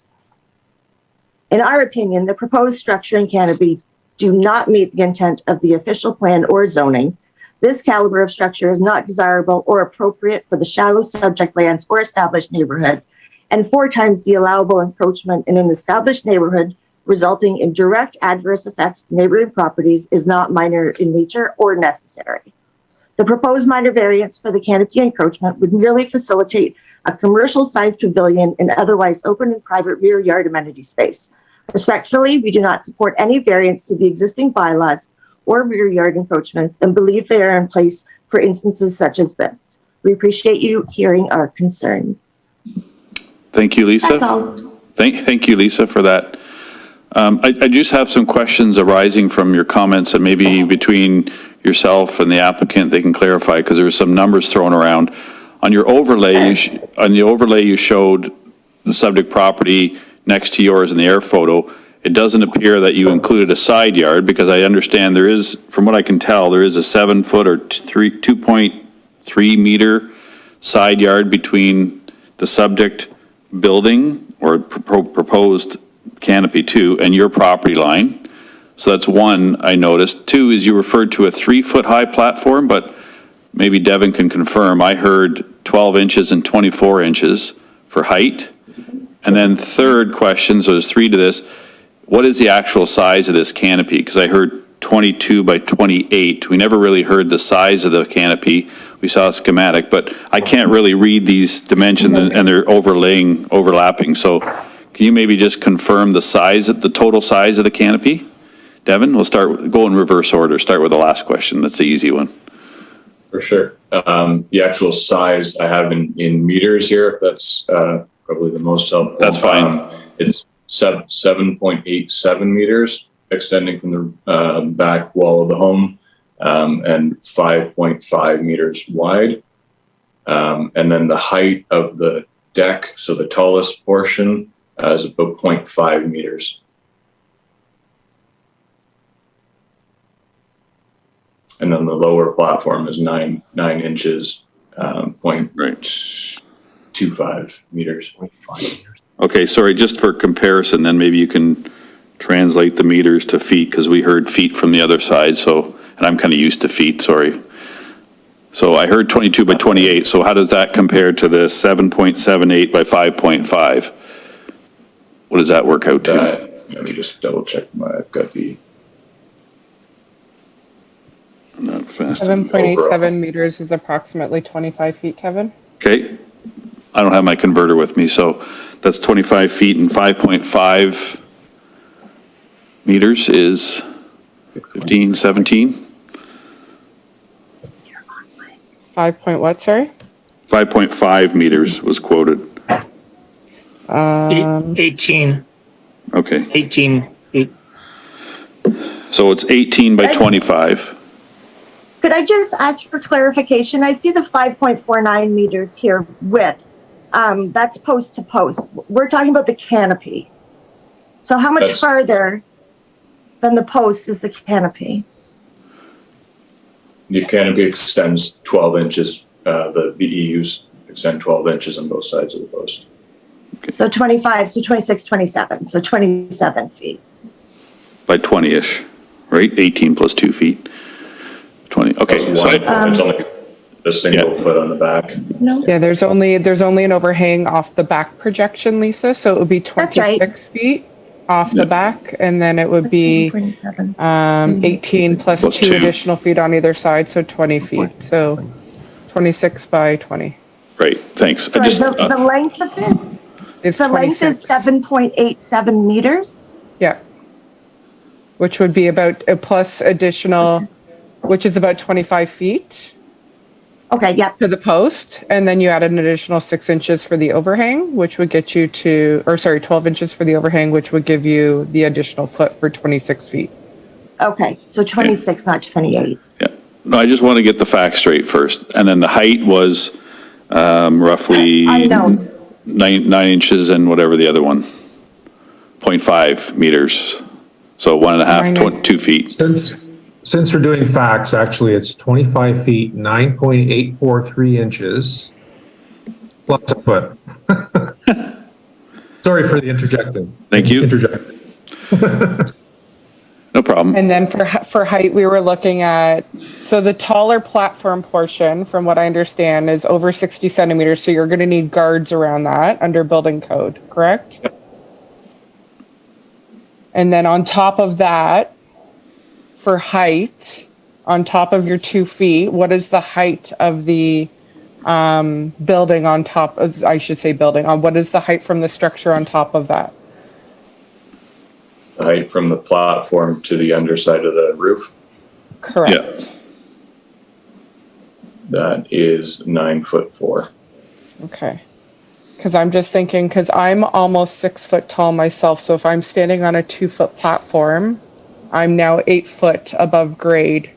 And if you're looking over a 6 foot standard tall fence, I could be having a nice conversation with Lisa in her pool while I'm standing on the platform. So that's just the platform that you're speaking of. The deck is another foot above that. No, she's including, she's 2 feet. She started with the 2 foot section, right? The higher one, Talking about Danielle. sorry, I'm talking about the taller portion, Right. which is the 2 feet. 2 feet. Going from the existing patio to that is a meter. Lisa, can we ask you to go on mute? Just Oh, yeah, we'll sorry. give everybody a turn, sorry. Any other questions, Danielle, or just further clarification? I see Herb's got his hand up next. Danielle, you're we're good? just working things out in my Okay, mind. I yeah. apologize. Yes, go ahead. No problem. Herb, you have your hand up? Yes, Mr. Chair, could we get the rendering that was submitted with the application on the screen?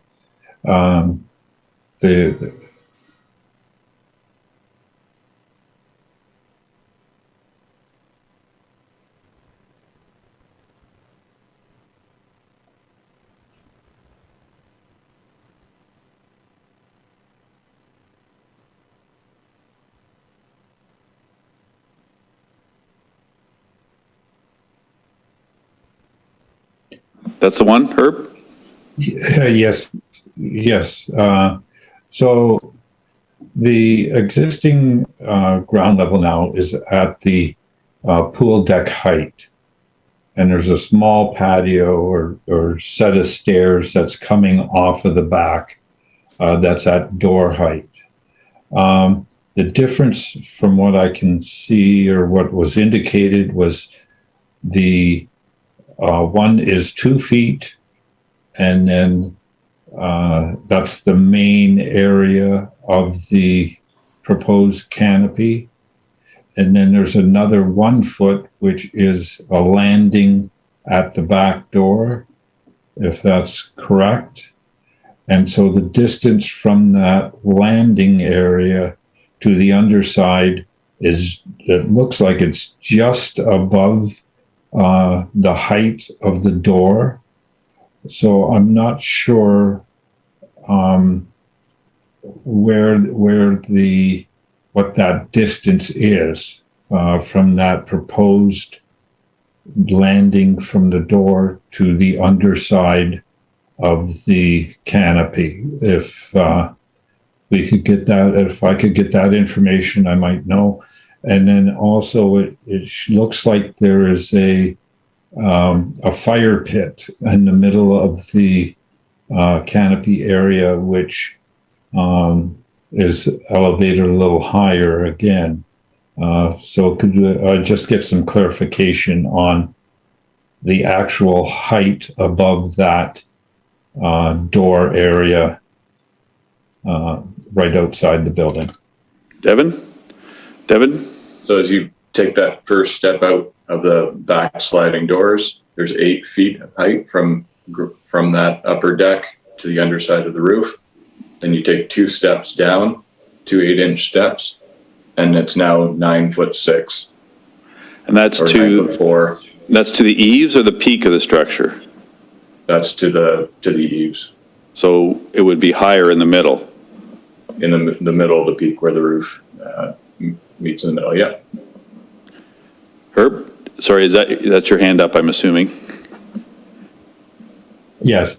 Well, if the height of that platform is 12 inches, and you just said there's 2 8-inch steps. That's 16 inches.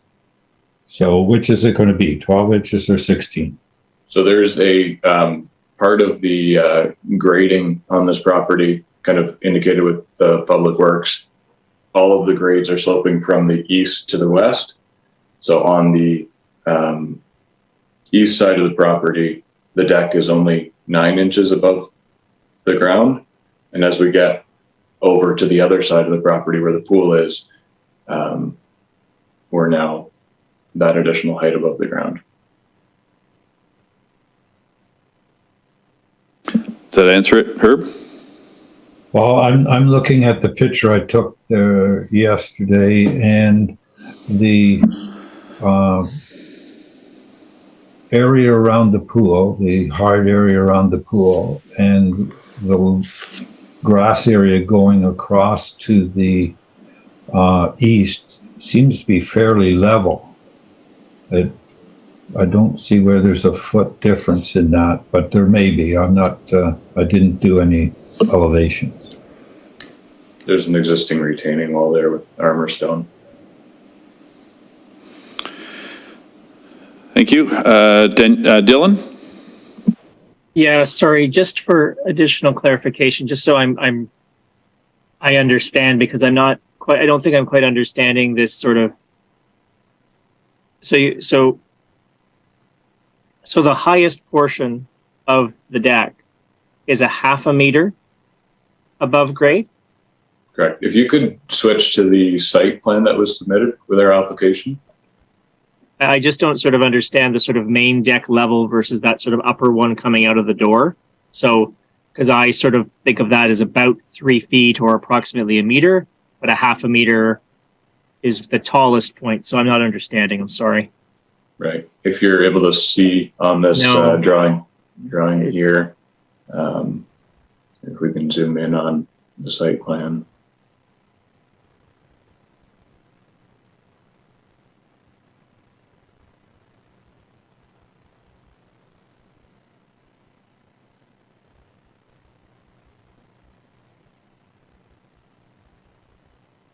You see the deck at 99.87. Yes. That's the upper landing. An existing grade immediately at that corner of the house is 99.29. So there's your 0.5 meter. The platform's at 99.52 down the 2 steps. And the existing grade at the back of the deck is 99.26, essentially the same as at the corner of the house. And existing and proposed patio height around the pool is 98.98.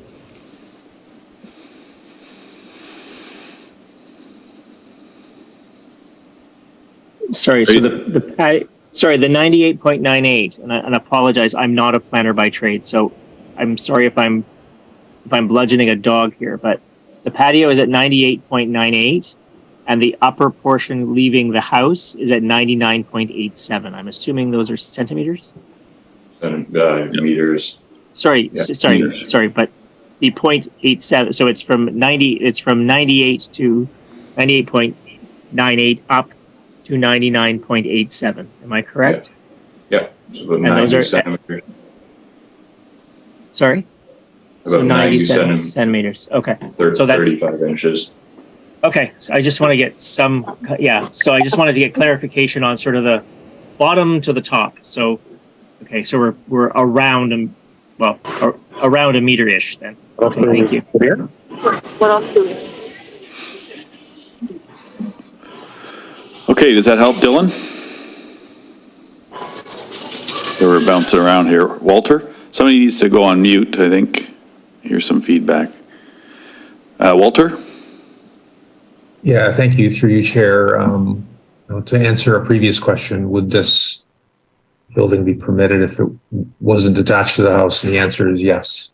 The structure is substantially smaller than the coverage that would be permitted. It would be almost twice the size potentially.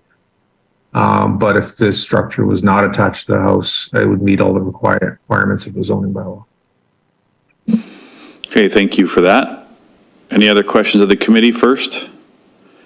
And we'll go back to Lisa briefly, and then we'll call for a motion. Lisa?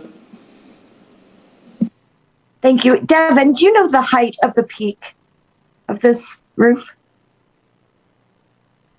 Give me 2 seconds. I'll look it up on our structural drawings Please. here.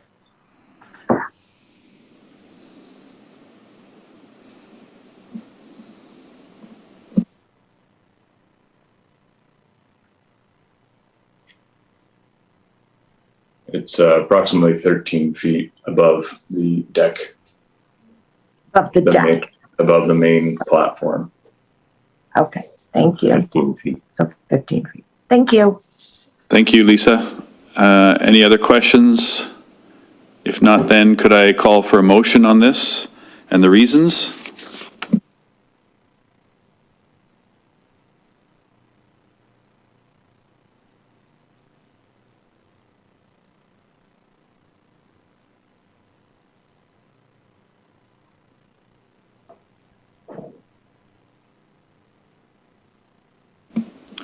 Who wants to lead on this one?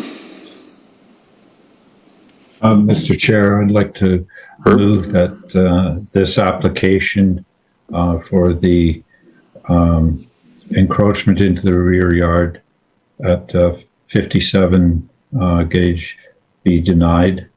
It's not appropriate for the development of the property, and it doesn't meet the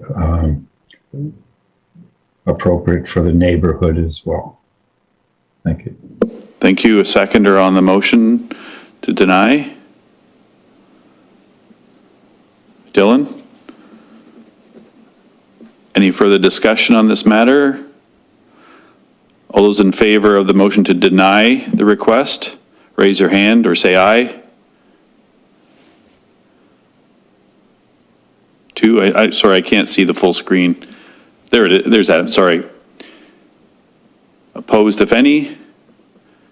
Just make one final comment, if I may. Sure. The comment from I forget his name, from staff, Grimsby staff. Walter? Was that this development would be permitted if it was not attached to the house. Just a comment that if it's not accepted with this kind of application, we're probably just going to do the same thing, just not attached to the house. So noted. All right. The vote was called. We had 4 in favor of the motion to deny, so it was carried. There is a 20-day appeal period before it comes final and binding. Thank you for attending. Have a good evening. Thank you. Thank you.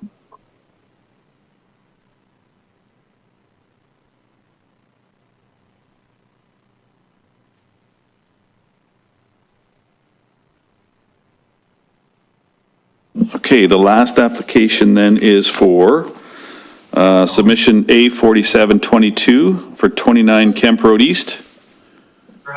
This is going to take a while to bring everybody in, so we just ask that you come in on mute if you can.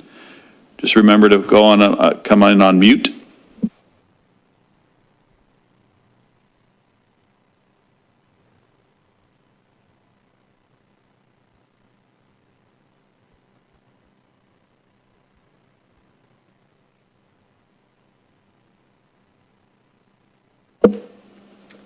Hi, everyone. Our last application to be heard tonight is for A4722, 29 Kemp Road East.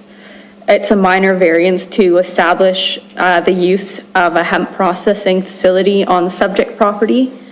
This would be a variance from the provisions of section 6.1.1 in zoning bylaw 1445 as amended in respect of the use. So the applicant is proposing to vary the permitted use of a licensed cannabis cultivation facility to permit a hemp processing facility as a permitted use on this property in the specialty crop zone. On the right is the site plan. that was submitted with the application as well as circulated to the 60-meter boundary as required by the Planning Act.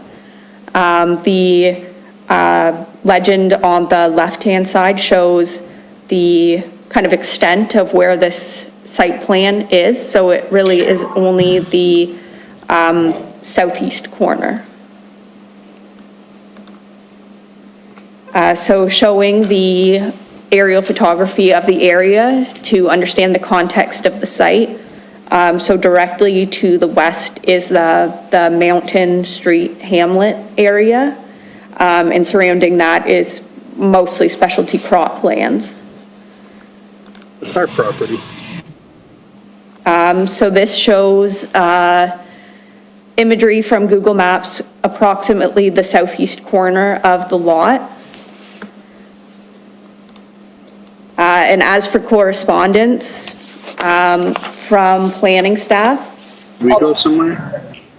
Could we remind people to go on mute, please? There's a few of you that providing feedback here, sorry. So for correspondence received from planning, ultimately no objections to the minor variance. However, the planning staff are requesting 2 conditions of approval. The first is that site plan approval from the town of Grimsby be obtained prior to any construction of the hemp processing facility use. No growing of hemp, processing of hemp leaves, or growing or processing of cannabis or cannabis-related products is permitted on the subject lands. From our Public Works Department, they request that before any construction, that the applicants check with engineering staff, so our Public Works Department, to determine if any permits are required. From the region, they have no objections. To note, we got 3 letters from neighbors. They're in attendance, so I'll let them voice their comments when called upon by the chair. I've also had about 36 addresses worth of delegates sign up. So each one will have a chance to speak again when called upon by the chair. There's also a petition that has been submitted. It's a petition opposition, and it has approximately 52 signatures. However, I have received emails since the submission with people who would like to sign it but didn't get the chance. So these numbers are approximate, likely higher than what's noted on the screen. Thank you. Thank you, Michaela. Is the owner or the representative here to outline their request? There's a lot of people on the screen, so I'm going to have to look for you for a second here. If you could maybe just say your name and or It's wave. Vanessa. Vanessa? Yes, Vanessa. Hi, Vanessa. Did you wish to elaborate on the request for us this evening? Sure, yes. Thank you, through you, Mr. Chair. Thank you to the planning staff that have put together the report and have worked with us thus far. I know that there is obviously some concern from the neighbors via these letters and the petition. Just wanting to touch base a little bit on, or expand a little bit more on what the use is that we're intending on this property. Hopefully that will kind of ease some of the concerns that have been brought up through the 1 letter that we did receive. Not sure, we didn't receive the other 2 letters, so maybe that will come later. So the intention of the processing on this parcel is for activated hemp seed powder, is the first processing. So there's washing, setting, drying, milling of the hemp seed to get the polyphenol-rich hemp seed powder. The second type of the processing is for the hemp fibers, where it will be dried, milled, excreted from the fiber bales. Again, for the polyphenols, to get a phenol-rich extract.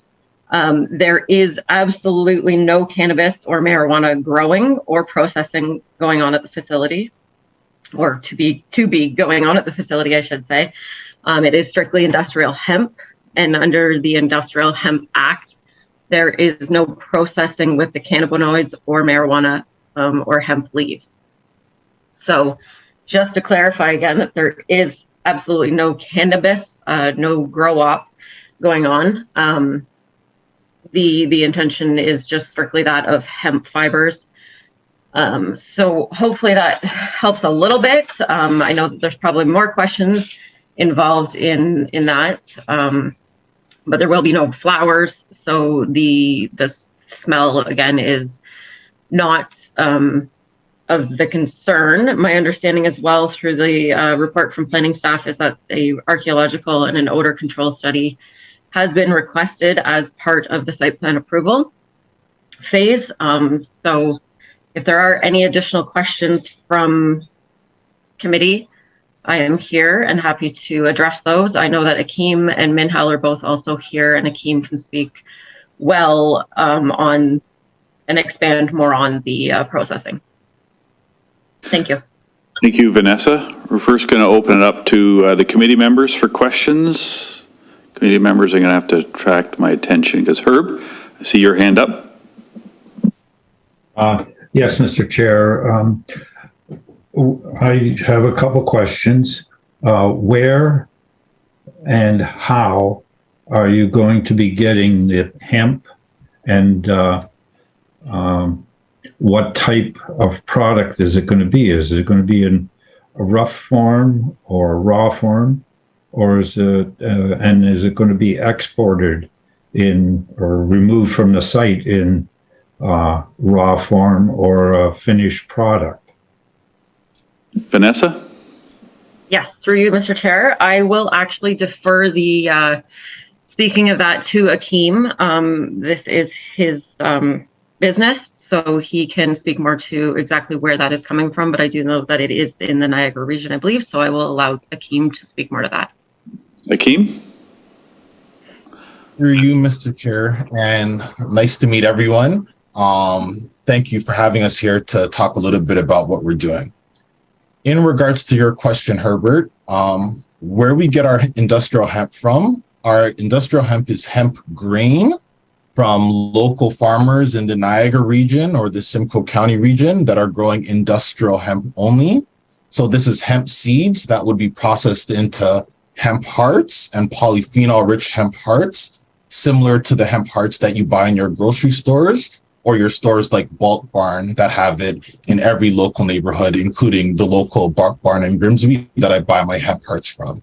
The intention is to be able to stimulate this sort of economy for local farmers who can't really, or who are having troubles with their cash crops, by being able to allow them to get value added hemp products into the market local right here in Ontario without having to be subject to cannabinoids or cannabis or everything else that's going on with the licensed producers in Canada.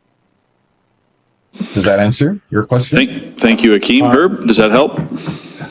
It helps a bit, but I'm still wondering how you're getting it to the site.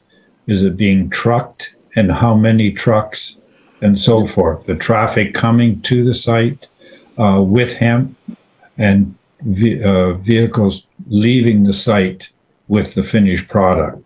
How many are you proposing to get, say, on a weekly basis? Akeem?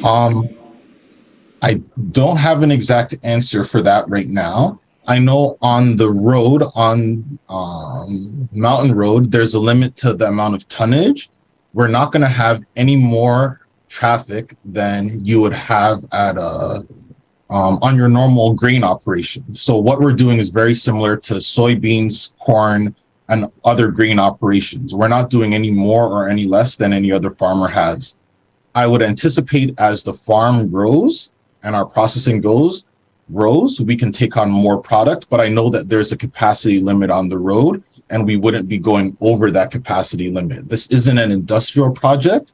This is a farm project, just very similar to if we were doing alfalfa, if we were doing corn, or if we were doing any other grain products. Thank you. Herb, does that answer your question? I was just looking for a number of vehicles, approximately, say, per week, coming and going. Akeem, any idea? I would say, sorry about that. I would say be maybe one or two trucks, similar similar to how it is in corn season when you're harvesting corn. You harvest and then you process, you get it out, and then the rest of the year you're not really exporting or doing anything, right? I can't answer that question. It depends on how successful, and I know we might not be allowed to grow hemp on the farm. That's one of the conditions, so that's going to significantly decrease what we can do. Thank you. Thank you. Adam, you had your hand up? Sorry. Yeah, thank you, Mr. Chair. Just actually a couple questions to the applicant. What's the relationship between the applicant and I guess it's CanErta? Because there's just an individual listed, and we have a company who's pitching the project. Second question is, what was happening to any of the byproducts from the processing? Also, how the incoming product, you said it's going to be seeds. How do you determine if it's viable or non-viable seeds? Hakeem? So 2 questions, right? Well, I'm gonna, forgive me if I forget them. You asked a couple. The first one is in regards to the landlord. So the landlord is a high school, landowner is a high school friend, Minhal Jaffer. He's here as well. He can speak, right? He just so happened to have purchased the land in Grimsby, and he was looking for a farm operation to work. I had started a local farm in Orangeville, Ontario, when I started my entrepreneurial journey 5 years ago, right? And it just so happened that it led us to Grimsby, where we were leasing a space at the old, at 270 Hunter Road. After the landlord taking back that building, we were subleasing the space.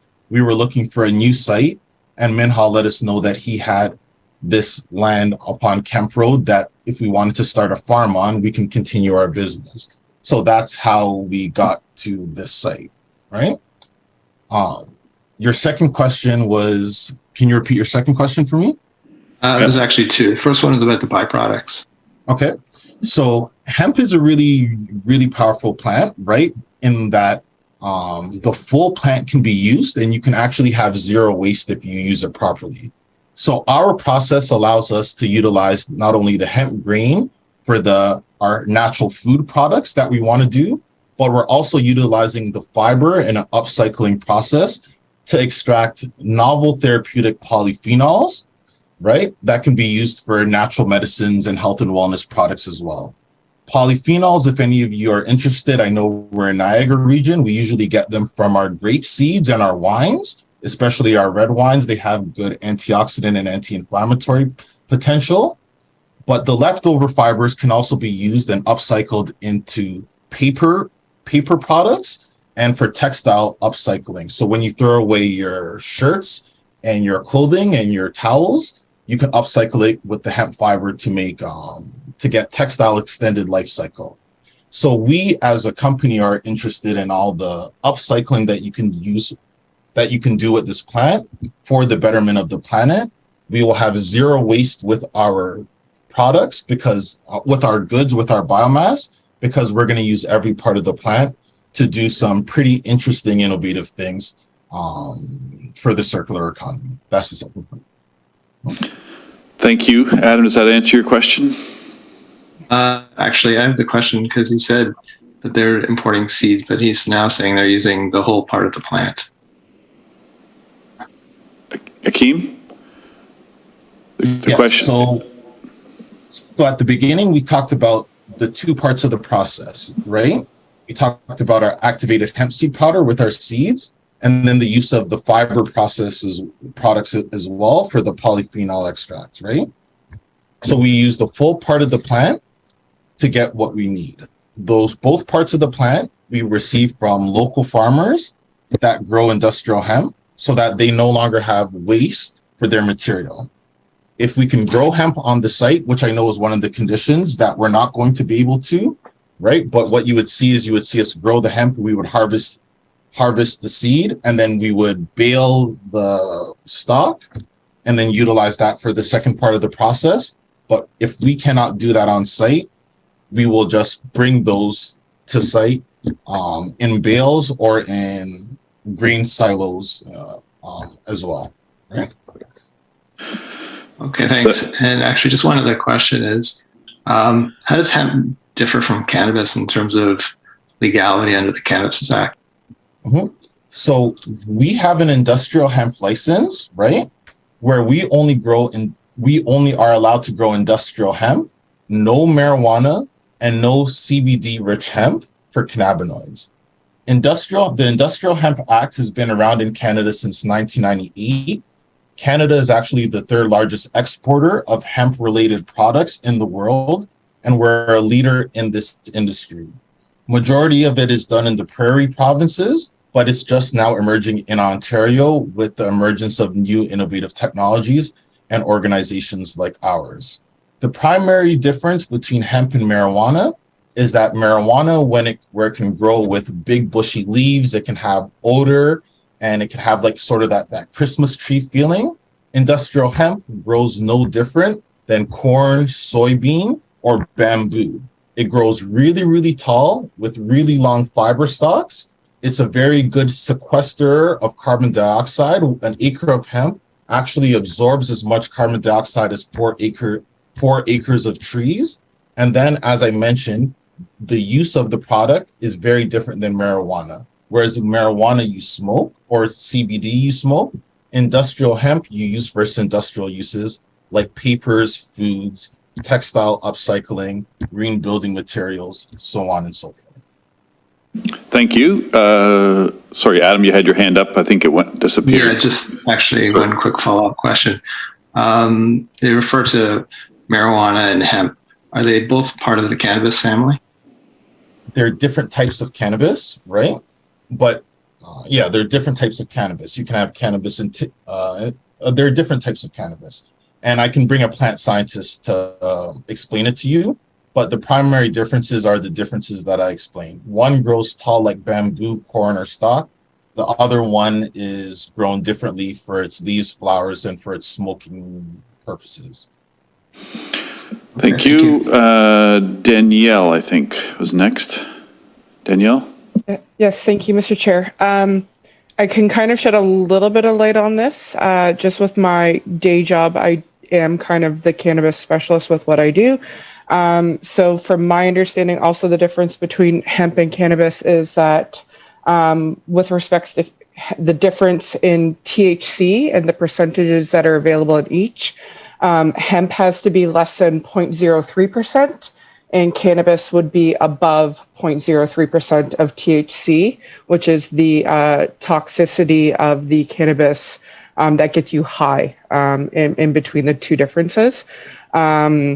So that's, and then they are regulatory different under different provincial acts as well too. So that's kind of just also I just wanted to throw that 2 cents worth in. So they are regulatory or regulated completely differently. In my day job with the city of Burlington, we do look at them also very differently as well too. Cannabis is regulated under the Cannabis Act separately. We also look at the growing of hemp as an agricultural use.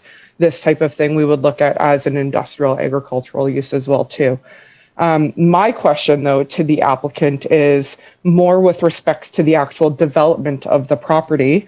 From what we've seen, it's a very, I guess the best way to put it would be conceptual plans of the site with kind of like some circular parking, a small building in relation to the overall site and how it's going to function, where the building is going to be outlined. Can you maybe give us, and maybe to, I don't know if this is Vanessa or Akeem, your fulsome proposed development, building size? What are you looking to operate there? What is your staffing going to look like? Assuming you're not going to be open to the public, assuming you're not going to have retail spaces. These are my assumptions based on my profession, but maybe just shed some light on your day-to-day operations for the benefit of the committee, as well as the residents as well too, just to give us an idea of how your development is going to function if it does get approved. Yes. Sorry, through you, Mr. Chair. Yeah, this go is ahead. Vanessa again. Akeem, you can also chime in where needed. In the report, it does touch base a little bit in more detail about that. There will be the processing part of the plant, and then there is going to include storage areas, shipping, receiving, obviously, for the truck coming in and out, washrooms and change rooms for the employees. They're expecting approximately 10 employees at any given time, and that would not be open to the public as a public. There's no retail to the public through this building. Again, Akeem, you can speak more to that, but that is the basis of it. And with the site plan there, that does have the parking that is required based off of the size of building and such. And we do also understand and know that we will be doing a septic permit for the region. The region had touched base in the report as well that they don't have any issues with the proposed area for it. And it will be sized appropriately to accommodate the 10 employees and the size of the building. Thank you for that, Vanessa.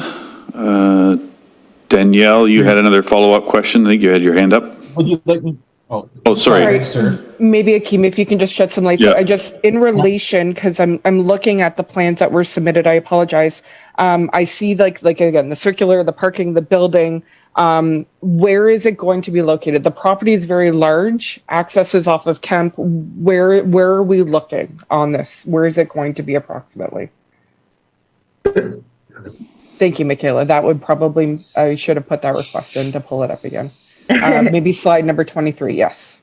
There we go. It is right where that star is located in the bottom corner off of Kemp Road. So that is actually the site plan that you see with the loop driveway going around the building and the parking in the building and the septic location. That is all within that star area. So it's a very, very small portion of the property in overall size. Thank you. That's what I was looking for. Thank you. And then Akeem, did you have anything further to add to that? Sorry, Mr. Chair. Thank you. Sorry, through you, Mr. Chair. I just wanted to add, right, on the left side of the star, right, what we would love to do is we would love to build our farm home there so we can live on site and also farm work the land. We're not married to having to grow hemp on the land. There's another 30-something acres are there, but we can grow other crops as well, like corn, like soybeans, like alfalfa as well. So we don't have to grow hemp. Also, hemp grain isn't the only thing that we can process in the facility. We can also process other types of grain, even though we do prefer to have hemp there. Well, not prefer to have hemp grain there. Hemp hearts and the activated hemp seed sprouts is one of our products, right? But that doesn't mean we can't process other types of grain as well on the site. As you can see from here, the question is how successful can we make our farm? At maximum, like Vanessa said, we would have 10 employees that we have that may come to the site once or twice a week. But for the most of it, it's only going to be 3 or 4 of us required to work the farm. Thank you. Does that help clarify? Herb. Yes, Mr. Chair. Along that same lines, what is your proposal to shield this facility or from the abutting property owners? What is your proposed buffer to the residential areas in this location? Akeem or Vanessa? Yep, through you, Mr. Chair. The property that we're speaking of in its entirety is very, very large. We're looking at only doing development in that star area. There is a buffer actually if you're looking at that mapping to the right of the star, there is a buffer there currently and it will remain. I know that is actually another specialty crop property. On the other side, where the residential being on Mountain Road, we're actually quite a very large distance. I can pull it up and give you a measurement of how far that actually is. If I can pull it up on my screen, sorry. Just to give you a more solid answer while we're all here talking. What's the matter? You be quiet.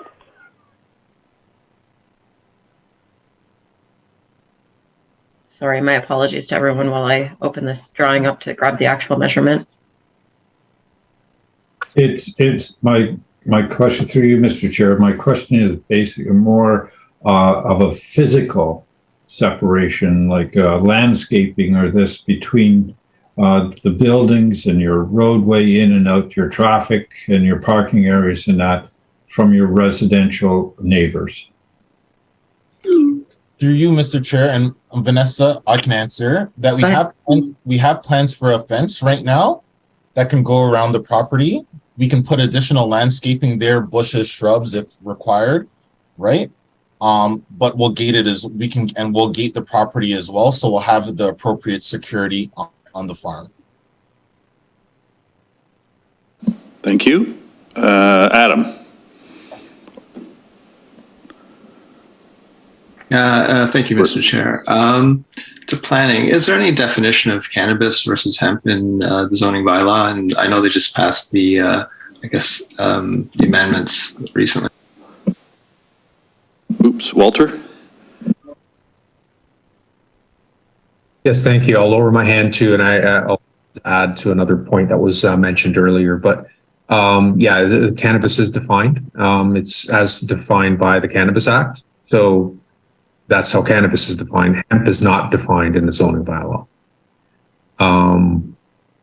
That is something that could potentially be considered by the committee as a condition, because it is defined by an act. So if you refer to the act in your decision, if you so choose to approve this application, you can define it if you like by that definition. Or just Industrial Hemp Production Act. Industrial Hemp Production, I think that's what it's called. Anyway. Sorry, Industrial Hemp Regulations 1998. Right. Thank you. Yeah, just to follow up, because I'm looking actually the definition on, I guess, Health Canada, and it says industrial hemp is cannabis that contains 0.3 THC or less than the flowering heads or leaves. So I guess by definition it would be cannabis. And if we're not defining hemp in the zoning bylaw, we have to go by the federal regulations, correct? Through you, Mr. Chair. Go ahead. Sorry, Cool. just to add further, like if we're to use cannabis facility is permitted subject to regulations in the zoning bylaw in Grimsby. What we're recommending here and what the application is about is to vary the use to specifically permit a hemp production facility instead of a cannabis production facility. Again, like you said, they're very similar in terms of operation. They're similar, and the plant is similar. However, if in your decision you reference the Hemp Act, however it's worded, and the definition within the Hemp Act, then what you would be permitting would be only that which is permitted under the Industrial Hemp Act. Okay, thanks. Does that help? And I wanted to add further to, there was a previous question about screening. This is something that we will be looking at in great detail through the site plan review process. This is something that we typically address, any potential incompatibilities with regard to light spillage and traffic, dust, odors, all of these things that we would address through the site plan review process with the use of landscaping and berming and any other features that would be appropriate to minimize any impacts. In addition to that, what I did notice or do notice in the site plan that was submitted, there's an overuse of driveways and things. So probably the overall footprint would, when we're done with it, would probably be significantly smaller than what you see there in terms of the amount of paving or gravel, things like that. Thank you. Thank you, Walter. Danielle, I believe, had her hand up for a follow-up question. Go ahead. More of a statement, sorry, Mr. Chair. I just want to clarify that hemp is a subspecies of the cannabis plant, similar to eagles being a type of bird, but you could have bald eagles and other various types of birds as well too. So, and that the under the provincial act, the industrial hemp regulations, which is the 2018-145, does fall under the Cannabis Act. But that being said, it's a subsidiary set of regulations that does restrict it specifically to hemp. And as proposed, there are conditions restricting this type of application. Just wanted to remind everybody that it would be restricted specifically to hemp and prohibited to growing and processing of cannabis on the site. That being said, I think it's already been made clear by planning staff that cannabis is a permitted use. Walter, yes, correct? Under the current zoning bylaw. But that is not as what is before the committee today. What is before the committee today is to permit a like use of a hemp industrial processing facility. Okay, so I just want to, moving forward, I think we're going to be opening it up now to the public for speaking. I just wanted to make sure that we're setting the record straight of what is actually being proposed at this point in time. So back to you, Mr. Chair. Yep, and Adam's got his hand up, but I've got a question for Akeem too later. Go ahead, Adam. Yeah, I just sort of come down to there's the cannabis licensed facility use. I can't remember the exact name, and just by the variances that are being proposed, elimination of the setback and everything like that, I sort of question whether this is actually creating a new use rather than varying an existing use, because it's being gutted, in my opinion. Yeah, and I'm going to follow up on that question. I guess, or that comment. Akeem, I got a question for you. You were in 270 Hunter Road. That's a big building. That's 120,000 square feet or so, or maybe bigger. You were a subtenant. How much space were you occupying in that building? And what were you doing? Was it a similar use that you were doing as you're proposing here? It was a similar use, and we were through you, Mr. Chair. Yep. It was a similar use. We were using about 2,500 square foot of it as a subtenant. And all we were doing is we were proving out our technology. So we had our activated hemp seed process going with one unit, and we had a small version of our polyphenol extraction going, again, 1 unit. Okay. So we're only proposing to move to increase the usage in a very small amount on our farm. Okay, thank you. So I guess following up to Adam's comments too, I've got a bit of a concern with you're really introducing an industrial use into an agricultural area.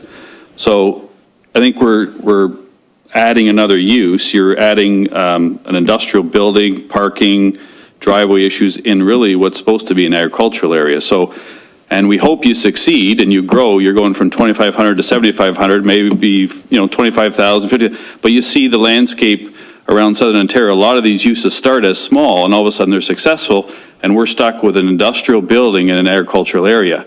We had one on Wolverton Road recently. It's not an ideal. It's in the Greenbelt. You're stuck with the building once the tenant leaves or the owner changes hands or the property changes hands, and you're stuck with that building. Then another use comes along and another use, and you're always recognizing the existing building, but you can't really do anything about it. So I think this is a thin edge of the wedge. You're introducing a use that doesn't belong in the countryside. It really belongs in an industrial park or an industrial area. The definition you're asking for is an industrial processing use. So that's the concern I really have with this. If it was just strictly growing, different story, but this is really an industrial use. I don't think it really belongs in this area. So that's just my comments. We've got a couple more from the committee, and then we'll open it up to the public. So Adam? Chair, can I just respond quickly? Sure. Under the National Farming Code, it allows for buildings to be used for the processing of agricultural crops. All I want to do is farm my agricultural crop and process it. I don't want to industrial process it. I don't want to build a big building. I just want to live and work on a farm, right? That's it. Just so you guys know, I have another side of our business where we develop pharmaceuticals out of rare ingredients, That part of my business is going to Hamilton or St. Catharines, where I have the industrial buildings where I can do pharmaceutical manufacturing. I'm not trying to do that on a farm. I just want to build a house, live on a farm with my niece, right, who wants to drive around to the neighbors. One of the neighbors I met has horses for Naya, and I want to process my grains and my fiber. We are not doing any industrial work at all. And under the National Farm Building Code, they allow for the processing of grain and fiber for bales of hemp, just like how they would corn, soybeans, or any other agricultural product. So I just want to make that be clear. Okay, thank you. Vanessa was going to say something, I believe. You disappeared off the screen, sorry. I'm here again, if you can hear me through you, Mr. Chair. Go ahead. I just wanted to touch base on that comment as well, and clarification. If we look at the provincial and regional policies from the planning report on page 81 and 82, it does very specifically speak to the agricultural related uses and how that is defined. It also states that this use does actually, it meets the above definition of an agricultural related use and is permitted within the specialty crop area. So I just wanted to clarify that, because to answer that, we actually are not deviating, and it is not an industrial use, it is an agricultural related use.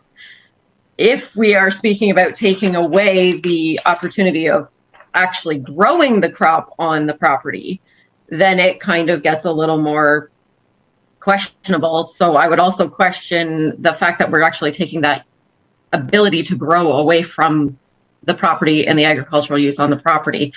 Understanding that there's question between cannabis, and that this is back and forth about cannabis and hemp product, but understanding the licensing and everything else and how this is actually grown, it does actually fall under an agricultural use as well. So I just wanted to clarify that for everyone. If you read page 82 of the planning report, it does state that this is permitted. So I will just. Okay, thank you, Vanessa. And Herb, I think, is next. Herb? Yes, Mr. Chair, just a question through you. Was the property on Hunter Road, did that need to have a variance for the production of hemp byproducts or hemp products? If it didn't require any, is this only required here because of this farmland? Walter? Through to you, Walter. Thank you, through you, Chair. The employment zone and designation on Hunter Road permits the use.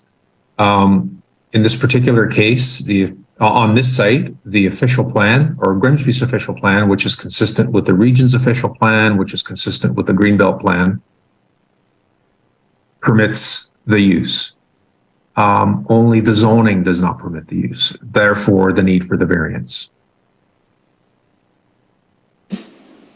Thank you for that. Adam? Oh, sorry, maybe I'll let Herb finish. He still has his hand up. Sorry, Adam. Oh, you're good? Adam. Yeah, thank you, Mr. Chair. Just a quick question of planning. What's the rationale behind the 450 meter setback that was put in the amendment recently? The recommendation was substantially smaller, but council went with 450 meters as a buffer for potential odor nuisances from cannabis facilities. Okay, thank you.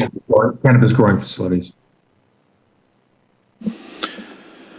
Thank you. Any other questions from the committee before we open it up to members of the public?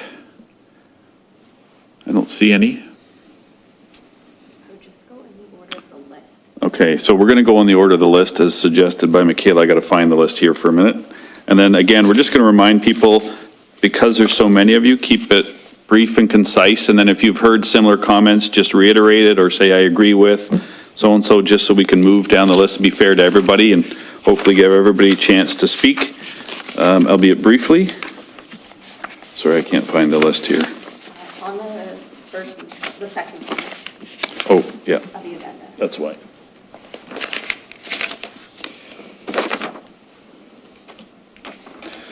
All right, start with Marie Gomez Pagnata and Luca Pagnata, 279 Mountain. If I have that right, are they here? Yeah, we're here. Actually, my husband's just putting the kids to sleep, so it's just me. No problem. Go ahead. So I guess one of the first questions I have is, in having this meeting, how much, I guess, clout do we have in not having this move forward?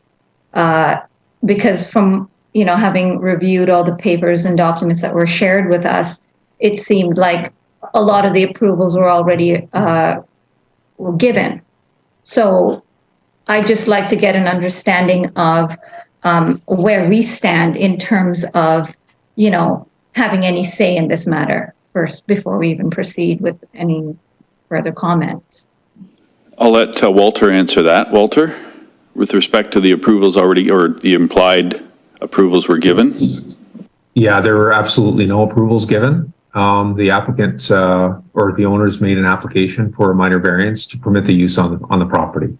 And that is the reason for the hearing tonight. It's a public process. Therefore, everybody has an opportunity to identify what concerns they may have with the proposal, what impacts the proposal may have on their property or on their ability to enjoy their property. And we're here to hear from you. Okay, well, from that perspective, I think we'd just like to say that, our concern is, one of our concerns is with regards to our property values. We pay a lot of property taxes to live where we do. And we have happily been doing that with the understanding that our lifestyle and environment will continue to be what we were promised when we moved here. And this type of facility is not what we expected to have around our homes, around where our children are growing up. I understand the comments that Akeem had made in terms of the nature of this facility. But nonetheless, oftentimes, I think this was raised as well, that it starts off as one thing and it can, quickly progress over the years into something else. So we just have concern with, what this will do to our environment as well as our property values, having this type of a industrial building around us. Thank you very much for those comments. Paul D. Polino, 261 Mountain Road. Hopefully I get your address and name right. I'll probably butcher your name, but Paul? Yep, I'm here. Oh, sorry, I'm being very rude. If I may interrupt quickly. Oh. Can you hear me? Yep, sorry, we asked for Paul. I know you do, Polino? but we have an application to defer this matter. So, we've been going on for quite a while. We'll get to you. We'll get to you. We're allowing everybody to speak first, and that may be one of the suggestions, but we're going to go in order here. So Paul, go ahead. Could I defer to have Leandri go first?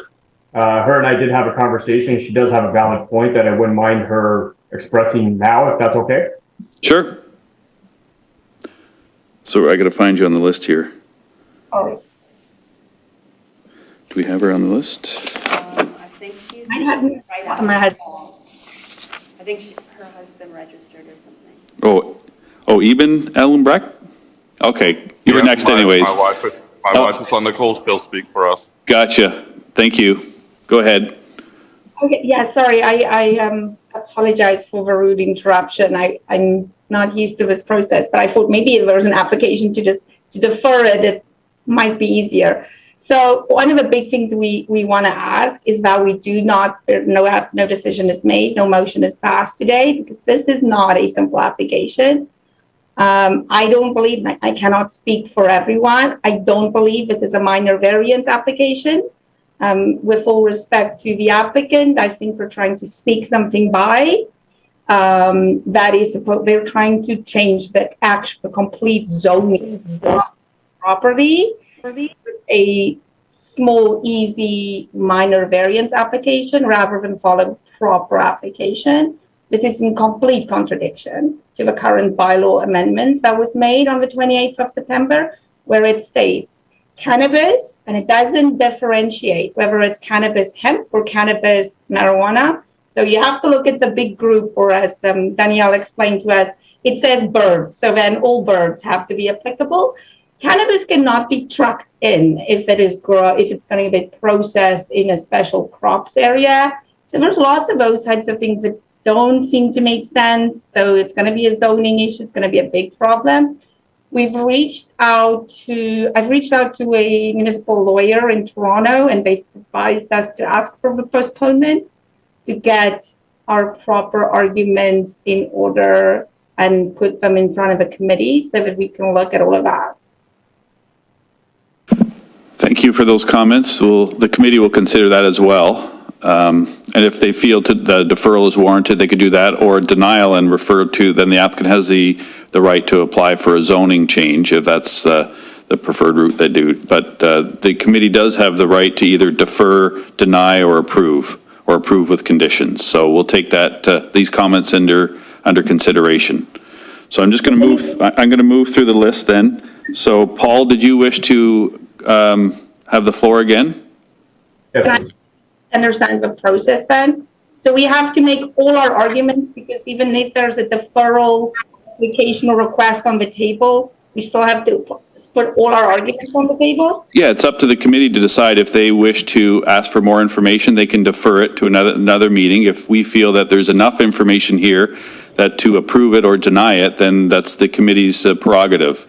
So it is a complicated matter, I get it, but the committee has a lot of information here and has that right or prerogative to make that decision. So I'm going to move down the list because we got a lot of people to go through. So Paul? Thank you. Yes, just to move on to Leandri's point, the request to defer was basically because of the very, very short notice the public was given in order to just basically get all our research together and scramble in the busiest time of year before Christmas to try to bring all this together. So definitely understand the frustration. We all share it. You're probably going to hear that multiple times. So just wanted to hammer that point home for sure. And again, it's a defer to collect the thoughts and make sure that, the correct decision is made. As far as I understand the conditions of a minor variance, there's 4 criteria to be met. And again, this is my understanding, correct or not, I guess it'll come to light later. But the first one is the intent, if the variance meets the intent of the official plan. So in my opinion, it does not. Moreover, on Marie's point was, when we purchased our estate lots, as they were called by the town of Grimsby, when the new Mountain Road hamlet was created, the idea and the thought process here, we were told that the farmland behind us is farmland and would stay that way. So, the purchasing of our properties was that we're just going to see this nice landscape, tree-lined farmland behind us, not an industrial facility. So that definitely was not the official or meeting the intent of the official plan. Definitely with the amount of taxes that we're paying up here for these estate lots, they were specifically created at 2.5 acres each to keep them all wide open and not overly populate the area. The second one, I believe, is the intent of the zoning bylaw. Obviously, we know it doesn't meet that, hence why we're talking about a minor variance right now. The third one is it desirable for the subject lands? To Akeem's point, his intent is to build a home. Most definitely. There's a lot of us here that built our dream homes here, and we're hoping to enjoy that. So, building a home on the property, great, awesome. Welcome the new neighbor.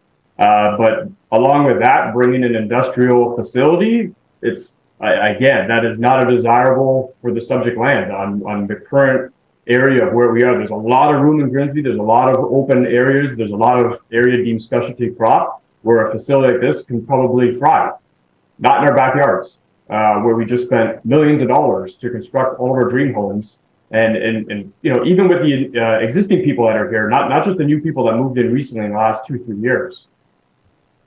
And the fourth one is, is this minor variance minor in nature? No, it's definitely not. I mean, this is a big change to the current landscape and what's here. You know, this is definitely not a small change. Adding a house is one thing. Adding an industrial facility, completely, it's a different story. You're talking about apples and oranges here. You know, with something like this, I assume it's, you know, with trucks coming and going, we still don't, I still don't have an understanding of exactly year round, what does the process look like? I heard 1 or 2 trucks a week. There's only going to be people working a couple times. I think I heard a week. And there was similarities made to corn and harvesting soy and wheat. Well, that's planted once a year and harvested once a year. And then that's it. Hemp processing facility, I guess the question I have for Hakeem is lay out the year for us. What happens in this facility all year long? If you can answer that question. Hakeem or Vanessa? I don't know if you caught that question. Paul was asking, lay out the. I caught the question. Okay. Can I make a comment?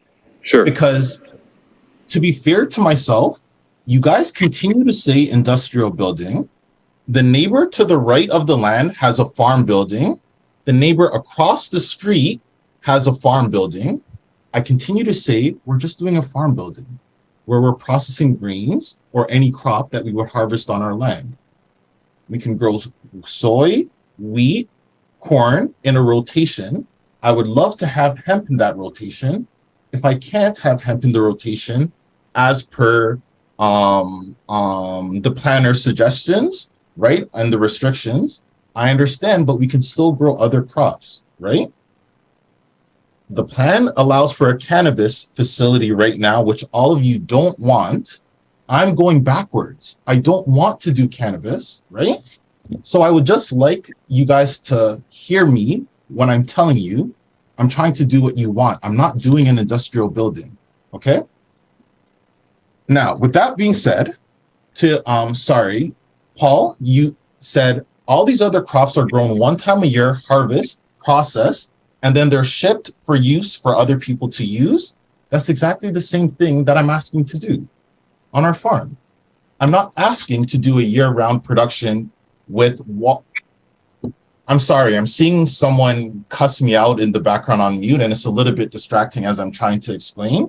And I know you're drinking. I'm not trying to. I don't know. All right. Through you, Mr. Chair, if I could cut Akeem off. Through you, Mr. Chair, as the agent on this file, I'll assist Akeem in answering some of the questions. Yeah. Because I know it is very personal for him, so it might be best to direct through me for some of these non-technical answers. Yeah, and sorry, I didn't catch the person he was referring to, so I missed that. I apologize. So go ahead, Vanessa. Did you wish to continue then, Vanessa, or we're going to? Yeah, I mean, I'm taking notes to try to just bullet point at the end and talk to everything. That's probably the best is to make notes of the questions and comments, and we'll save them for the end. You can do a wrap up because we've got a lot of people to go through. So Paul, I'm just going to give you about 50 seconds more, I think was left on your time. If you want to add anything or raise another question, we'll save them to the end rather than interrupting, just to speed things along. Paul? Sure. Okay, so in the application, I also noticed they made a comment about something is happening on the first floor. I just want to ask the question, how many floors is this building? And again, it's trying to plan out the year. So I asked that question already on what's it going to look like as far as people coming and going and the trucks coming and going weekly, monthly, whatever. I did contact a local real estate agent who's really familiar with the area. And, you know, with something of this size, a building of this size, 7,800 square feet or whatever it is, we can all expect as a community here, about a 15% minimum decrease in our property value, which is quite significant, for, you know, again, the local residents here, which is quite disturbing actually. And then the last question or comment I had was, I think it was Walter was in planning. As far as having the site plan approved, he mentioned the screening, traffic light, odor, and all that kind of stuff. So all these plans will be, I guess, assessed and done before the permit is approved, because from what I understand, if the vote is happening tonight and the variance is approved, then how does the site plan, what are the chain of events here? We'll let Walter answer that at the very end, because if, you're right, if the approval is given tonight, then there isn't, oh, sorry, my alarm was going off. Then there isn't public input into the site plan process. It's strictly a staff process with the applicant. So we'll save that one for the end. I'm going to go down the list. So we have Irino and Diane Tefano, 215 Mountain Road. Hopefully I didn't miss everybody. I think that's the next one. Are they here? Do you see them? Yes, we are. Oh. And we're with my daughter, Melissa. We're together under Melissa. No problem. Oh, I see. Yeah, gotcha. All right. Go ahead. I concur with Paul, especially on the area that we're in. We have built multi-million-dollar homes here in the Mountain Road. Our expectation, and we're communicated that the land behind us was also going to be used only for farmland. We do not, we found this indirectly when it comes in our respective area, how we found out this was happening. And to me, that is not being appropriately done, especially when we have multi-million-dollar homes in our area. It affects our overhead and cost. I also concur what you personally said about the agriculture and industrial. This business should be moved to an industrial area, where it was on a service road in Grimsby would probably be appropriate, but not in the farm area. I just have a question with regard to the timeline to notify residents that this is occurring. So we were notified very late, and the availability, obviously, as Paul stated, during Christmas season is difficult. So what is the expectation or the requirements under legislation to notify residents? Yeah, I'm going to let Melissa answer that one. I won't say that one to the end because it's important, and there'll probably be more people asking that. So there's a circulation distance and a number of days required for minor variances. So Melissa, or Michaela, do you want to define that? Yes, thank you. Through the chair. So under the Ontario Planning Act, I believe it's Regulation 200/96. There are notice requirements set out by the province that we have to follow. So for a minor variance, it's a 60-meter buffer from the property lines of the subject lands. And it's a 10-day notice period. So the notices were sent out by the town on December 8th to the 60-meter boundary. And in addition, a notice sign was posted on the subject lands on December 9th. And that met the provisions set out by the province. Given that it's not a frequented road and people don't drive down there, it's not like it's a regularly traveled road for a lot of main traffic. So is there an obligation to post that anywhere else, like on a website or anything of that sort? No, through the chair again, we followed what was set out in Ontario Regulation 296, and that is what we were required to do, and we followed all the provisions, all the requirements. It just seems a little bit suspect. Sorry, we have there was no ill intent behind No, I just mean like it's before the Christmas. There's no timeline. There's like the timing is not opportune, right? No, it doesn't. Yeah, I'm just going to interject here. We're not misleading anybody. That's the requirements for a minor variance application. And that's some of the concerns that were raised tonight, including from some of the committee members. But unfortunately, that's the requirements. I mean, it's intended to be for, the first 5 applications or 4 applications tonight where you're in an urban area and 60 meters covers more than enough people that would be impacted. It obviously doesn't work necessarily for a rural area where you're dealing with larger distances and a short time frame. So noted. If you have any more, otherwise I'm going to move down the list, if you don't mind. No, give one more. I have one. Okay. Just clarify something. I do a lot of walking in the area, and when this came out last Wednesday, and it was noted that this was happening, I actually took a drive in this area where 29 was. There was no sign put in front that in this property until I walked today. There was a sign, a yellow sign posted in that area. So I don't know if what we're talking about, it was posted, December 10th, whatever the date was, but this sign came after, I think, a lot of the neighbors found out what was happening in that particular piece of the land. Yeah, I'm not sure what the requirements are or when the signs actually go up, but every property that we look at as a committee, the signs have been put up already. But again, I don't know if that's day 10 or day 2. I'm not sure, but. Let's make sure that we're honest about it. That's all I'm saying. Yeah. To add to Kevin's point, it was put up on December the 9th. I put it up myself, so I don't know if that's part of me. How big is the sign? I don't have the dimensions exactly, but it's visible from the road. That's one of the requirements, is that it's posted where it's visible from the public realm. Okay. Thank you. Thank you. Thank you. Okay, so Lindsay Dixon, 15 Kemp Road East. Lindsay? Hi there. Hi. So Hi. We're directly beside the proposed building. I just want to comment on Akeem's point about the farms that are in the vicinity. None of those farms have a 28-space parking lot with massive gravel paved driveways. I also know that in terms of having upwards of 10 employees, that is substantially going to increase the amount of traffic that is coming in and out of that facility, each week. I was also reviewing the part of the provincial policy statement and the cannabis regulation policies that are in place. And there are specific policies in place for surrounding the property in terms of it being a suitable barrier. So I just wanted to highlight that piece in terms of fencing, trees. There are requirements that are regulated that need to be upheld in that respect. The second piece is about section 1.2.6.1 of the provincial policy statement. It specifically talks about facilities and sensitive land uses and where they should be developed and where they should be avoided.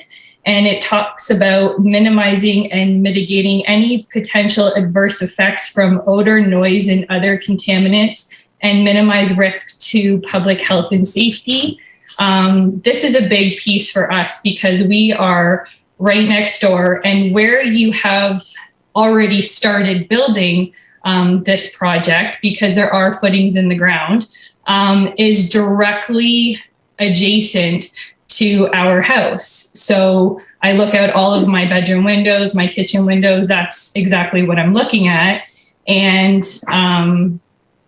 it talks about economic viability of major facilities in accordance with provincial guidelines, standards, and procedures. And it has 3 definitions: the major facilities, sensitive land uses, and adverse effects. And it touches on all of those. And it's especially the one which is point G, is loss of enjoyment of normal use of property. And based on those definitions, any sort of related use for industrial hemp or cannabis is considered a major facility. And since any facility that may require separation from sensitive land use would be considered a major facility according to the definition of such, while it is recognized that cannabis and industrial hemp is agricultural use, this does not mean that it cannot also be a major facility, particularly if there are known and well-documented effects to this. And the focus of section of 1.2.6.1 of the PPS, which you guys reference in your application, the adverse effects that may be experienced is highlighted in there, and we're directly affected by that. And any use where people reside or gather, such as residential uses, schools, daycare centers, educational and health facilities, are considered sensitive in nature. We are directly impacted by that. I also want to talk to the 450 meter buffer that you guys have. In no way are you anywhere near 450 meters away from our house.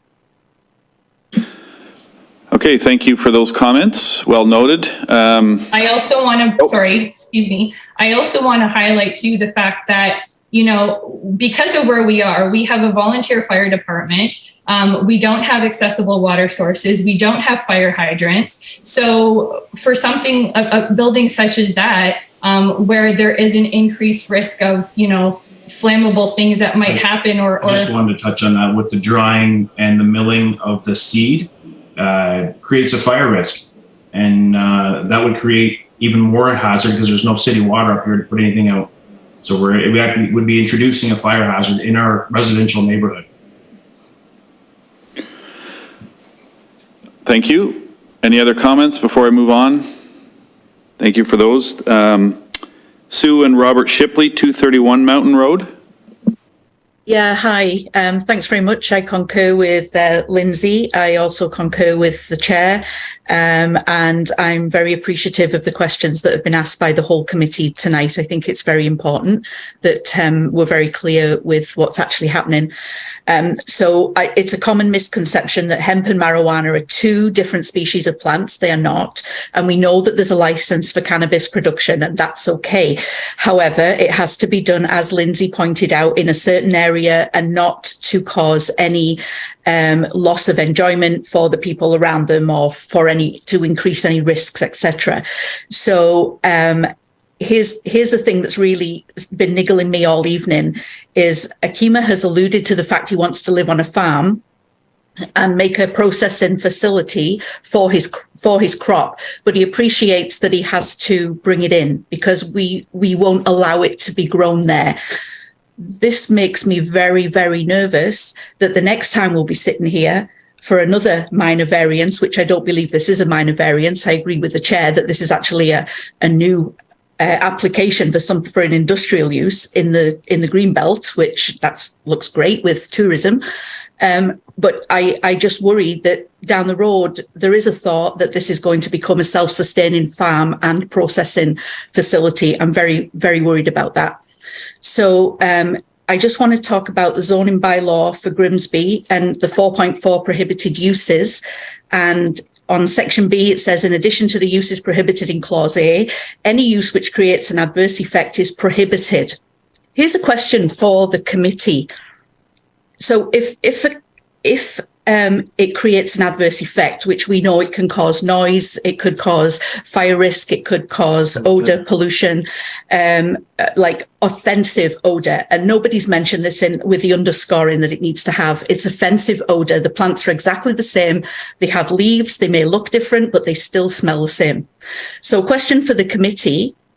If it can create an adverse effect by virtue of odour or noise or risk of fire for all the local residents and beyond, shouldn't this application be denied immediately? Because if if this clause is applicable, a minor variance, if it's prohibited, surely it can't be corrected by a minor variance allowance. Surely that should be a more complex council discussion. Just a thought. I'm not an expert, but that's what I would have thought.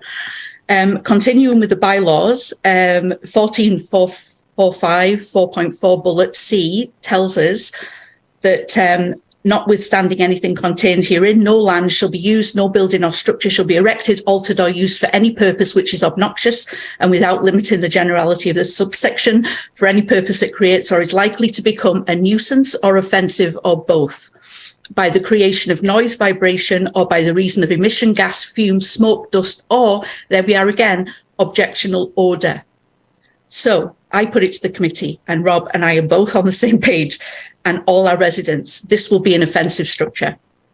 The local hemp is going to be brought in from we don't know where. That's also by the amended town bylaw. Not meant to happen, as has already been mentioned. It can't be shipped in. In closing, approval of this application would be in contradiction of the existing cannabis bylaw in Grimsby, as the hemp is no different a plant species, should be treated as such as cannabis, and this facility will cause objectionable odour. Machinery, fans, compressors, millstones, noise, it's not being grown on site. Trucks are coming in. We have enough trucks up here already. And any form of cannabis processing, industrial industrializing this process has no place within a residential neighborhood, be it rural, hamlet, or otherwise. And we vehemently oppose it. Thank you. Thank you. And thank you for covering those that you agreed with and moved on to the new ones. So I appreciate that. Michael Savateri, 225 Mountain Road. Hi, everyone. I'll keep it brief because I completely agree with a lot of what my neighbors have said. I'm Michael Savateri. I'm at 225 Mountain. I'm here with my wife, Daniela, and my neighbors from across the street at 215. 218. 218. We moved here 2 years ago with our young family, our 2 kids, with the dream of building our forever home. We spent a premium on the lot. We built our forever home. We look at a beautiful tree line every day and a nice soy farm. And once or twice a year, some machinery comes through and we stare in awe at it. And for the rest of the year, it's just beautiful landscape. We have deer eating back there. We have geese when there's water in the winter. And it truly is a beautiful scene. I think that farm is completely different than the farm that's being discussed, which is in fact an industrial building with most likely light poles, which we don't have light poles on our street for good reason. We want to avoid light pollution, and with trucks passing by in the roundabout. And, I'm not going to reiterate all the points, but we are vehemently opposed to this motion. We agree as well. Thank you for those comments. Jason and Teresa Candy, 236 Mountain Road. Hi, thank you, Mr. Chair. I want to thank all my neighbors. They've probably, in a much more elegant way, shared many of my thoughts. I believe it was Akeem's agent that mentioned that this was personal for him. And, I apologize. We never want to hurt somebody's feelings, but let's not fool ourselves. This is a very professional and business-driven endeavor. Personal is the impact that'll have on us as homeowners that call this hamlet our home, not a potential processing plant. The notion of increase has been, I think, spoken to thoroughly. I mean, we had a fatality there 3.5, 4 years ago. This is a minor variance application with major implications. And let's not fool ourselves. It is a money-driven process. And to be frank, I don't think it's consistent with most of our community members' values. And Akeem, in my humble opinion, had given a very superficial proposition regarding the desire to help local farmers. This is not a small farm project. It's indeed an industrial endeavor. I believe it's driven by his desire to make money, not to help local farmers. Again, a hamlet that houses a small muffler shop and a trailer shop is a far cry from a hamlet that would house a major industrial processing plant with, again, 28 parking spots. The notion of byproducts was kind of looked over flippantly. I know when we purchased this property, when Mr. Furnick had asked for it to be divided, I think he originally wanted 18 to 20 lots on the one side, on the west side. The region said, no, you cannot do that. We want a minimum of 2.5 acres. And the reason was there was environmental concerns. We wanted a particular type of septic, tertiary 3 or 4, I believe, with nitrogen reduction properties. And there was reasons for that. I think that was taken very seriously, and hence the lots are 2.5 acres, not 1. And frankly, the lot that Akeem is proposing to put this plant on, I did look at purchasing. And with the one, to be frank, to sever it one day and put executive lots on, build my dream home on 5 acres and the remaining portion, some more lots. I was outright told no, probably not in my lifetime. Now, green space, I get it. That's a huge initiative. It's it's a beast as a governing body. I understand that, but I respect it. And I understand why now, given my understanding of the values of the residents of this community. Using the umbrella term of a minor variance for a number of crops, the reality is rather obvious. His driving force is to process hemp. Let's call it what it is. A lot of inconsistencies, although Akeem, I really appreciate your presentation. It's taught, but there's a lot of inconsistencies. For example, 3 to 4 people working there through the week. Again, then why 28 spots? Not a industrial, according to Akeem, upon a rebuttal of a homeowner's comment, then why a fence and a gated community with security? It sounds like Canadian Forces Arms Depot to me, not a property one would find in a beautiful hamlet. Vanessa wanted to clarify that this is agricultural use. Yet countless times used the term industrial himself. To Mr. Chair's point, we're going to give an inch here, and a mile will probably be taken. We'll be left with this building that will, in 10 years, 15 years, 20 years, who knows what it'll be doing. It's there's just a lot of inconsistencies. And Akeem, I appreciate your endeavor as an entrepreneur, but this is a hamlet. It's not an industrial area. Thank you, Mr. Chair, and I'll leave it at that because many of my neighbors spoke very elegantly to many more points that I have here. Thank you. Thank you. Mark Marangoni, 224 Mountain Road.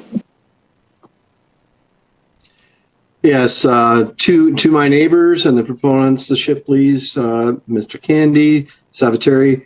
I live across the street on 224 Mountain Road and have been here for approximately 3.5 years. When my wife and I moved here in our forever home again, I would echo the comments all my neighbors have stated. It came because it was a beautiful place to live, a hamlet surrounded by nature, and we would like to keep it that way. I'm no stranger to the minor variance process. When we built our home, I had to go through the minor variance process myself for an outbuilding we assembled on our site. In no way did this compare to the minor variance that's being presented today. By an order of magnitude, this is nowhere near a minor variance. My shop, as I like to call it, is a minor variance. This pales by comparison. I'm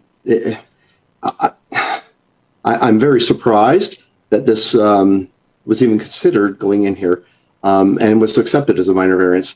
I have several concerns, which my neighbors have also echoed, about our property taxes and the values of our property. It will definitely decrease if this were to come into play. It was also mentioned that there were some assurances with respect to there's no marijuana grow operations there. There's no plants to be planted. For how long is my question? I'll put back to the assembly. For how long? Do we have assurances that this will not change? I feel it's a stepping stone to a bigger project that we don't yet see. I feel that the other shoe is going to drop one day, and before you know it, we'll have a full-bore manufacturing plant and grow up there. And as far as I'm concerned, no hemp on Kemp. Will there be compliance audits going forward? Who's to say that there isn't something going on unbeknownst to everyone after we lived here 3 years? All of a sudden, it isn't what we thought it was. I have concerns about that as well. The restrictions, again, how long are they in place for?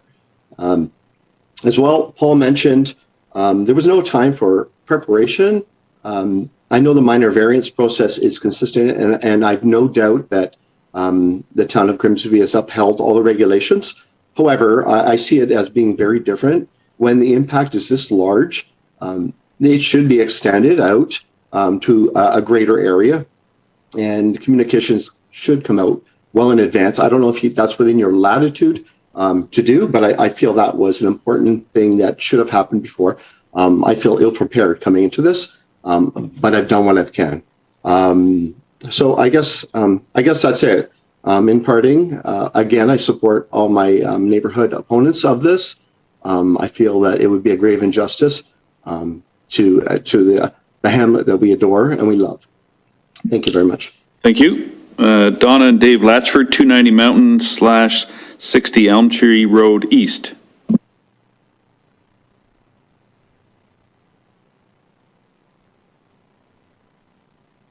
Hi, I'm Donna Latchford, and I concur with what many of the others have spoken to tonight. Just like to add a couple of things. I'm concerned about the depth to bedrock, the septic systems and the runoff, that there's no municipal water. I'm concerned about the distance to the residences, both to the east and west. And my biggest concern is that industrial hemp has just had new laws by the government.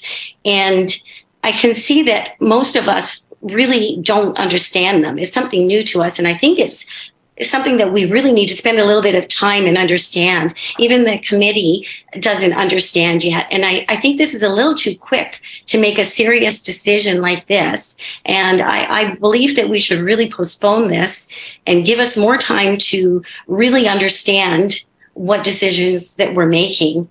And that's what I have to say. Thank you. And again, Dave also wants to speak to the one. Yeah. Dave? Hello. Go ahead. I don't know if there I am. Okay, good. Actually, Donna, that was very nice, but I gotta disagree with you on one thing. I don't think this should be deferred. I think they should put it to sleep right now, because this does not need to carry on and we don't need to waste a lot more time. But anyways, we'll sort that out later. Through you, Mr. Chair, I gotta ask, I'll just do all my points, and then I guess maybe whoever can respond would be willing to respond. Firstly, are Vanessa and Akeem aware, I guess if that's who we're talking to, that construction has already started? And if so, was a building permit issued with the town of Grimsby? That's a normal process. Secondly, a separate process I learned is that the order of moving dirt or removal or repositioning dirt also requires a separate permit. And that's done not through the building department, it's done through Public Works apparently. And has a permit been taken out for that purpose?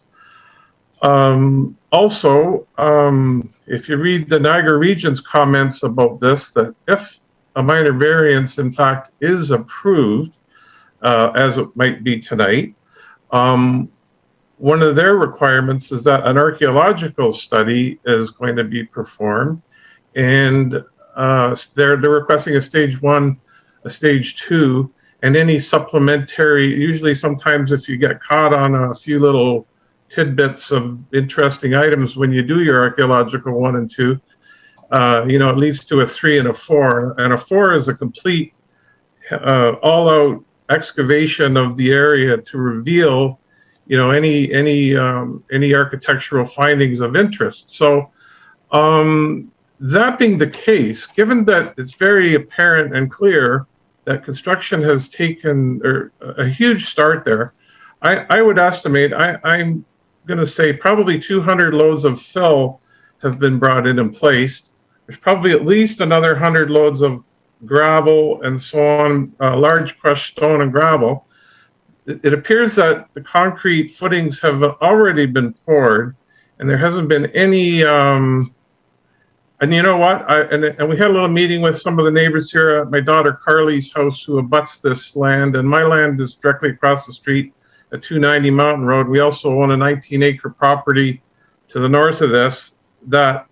All of this activity must be approved because all this work's going on and it's just, very, very aggressive and forward. And then it wasn't until about 3 days ago, I thought, I gotta take a look and see if there's a building permit posted on that site, and there wasn't. So beyond that, I kind of know what an archaeological study is all about because I just went through the process on another property in town, but that the Indian people have a real high interest in this, and given the fact that all of the archaeological evidence would be completely decimated by the bulldozers, the gravel, the dirt placement, how are they ever going to get an attempt to get in there and do what they're supposed to do in a normal process? Thank you. I'm finished speaking. Thank you. And we're going to save the answers to the question at the end. So we're going to move along. Jeff Morty, 212 Mountain Road.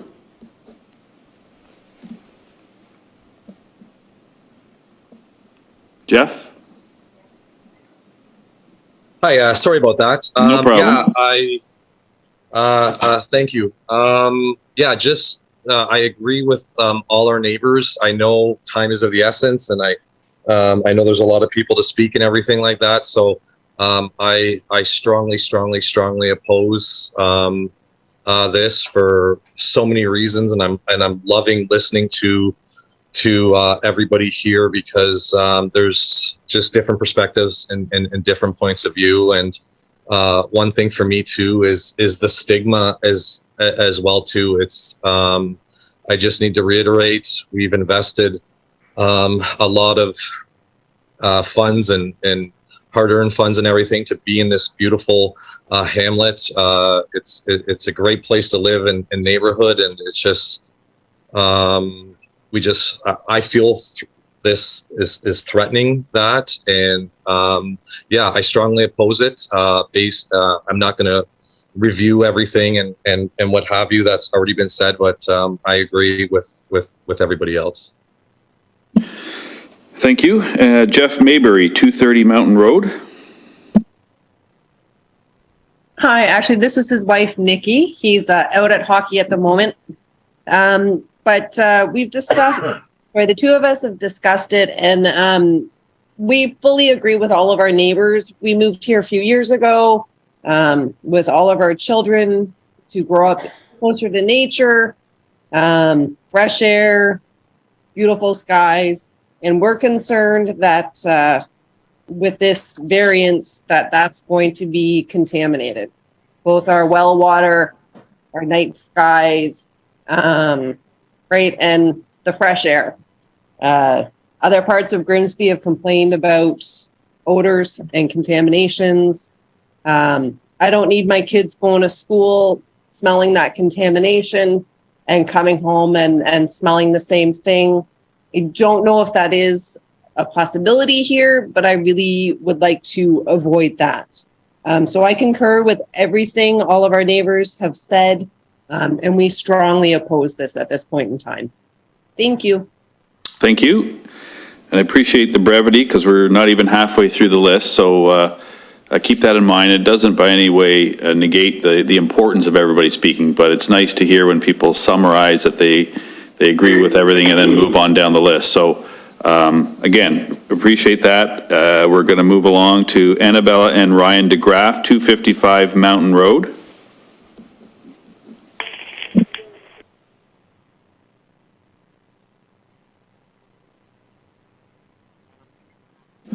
Annabella and, we'll make this very, I've lived in the Servant neighborhood all my life. We're very much opposed to what this could be, such as light pollution, also the odor, all those things that our other neighbors have said. So, nothing, just concerned about it.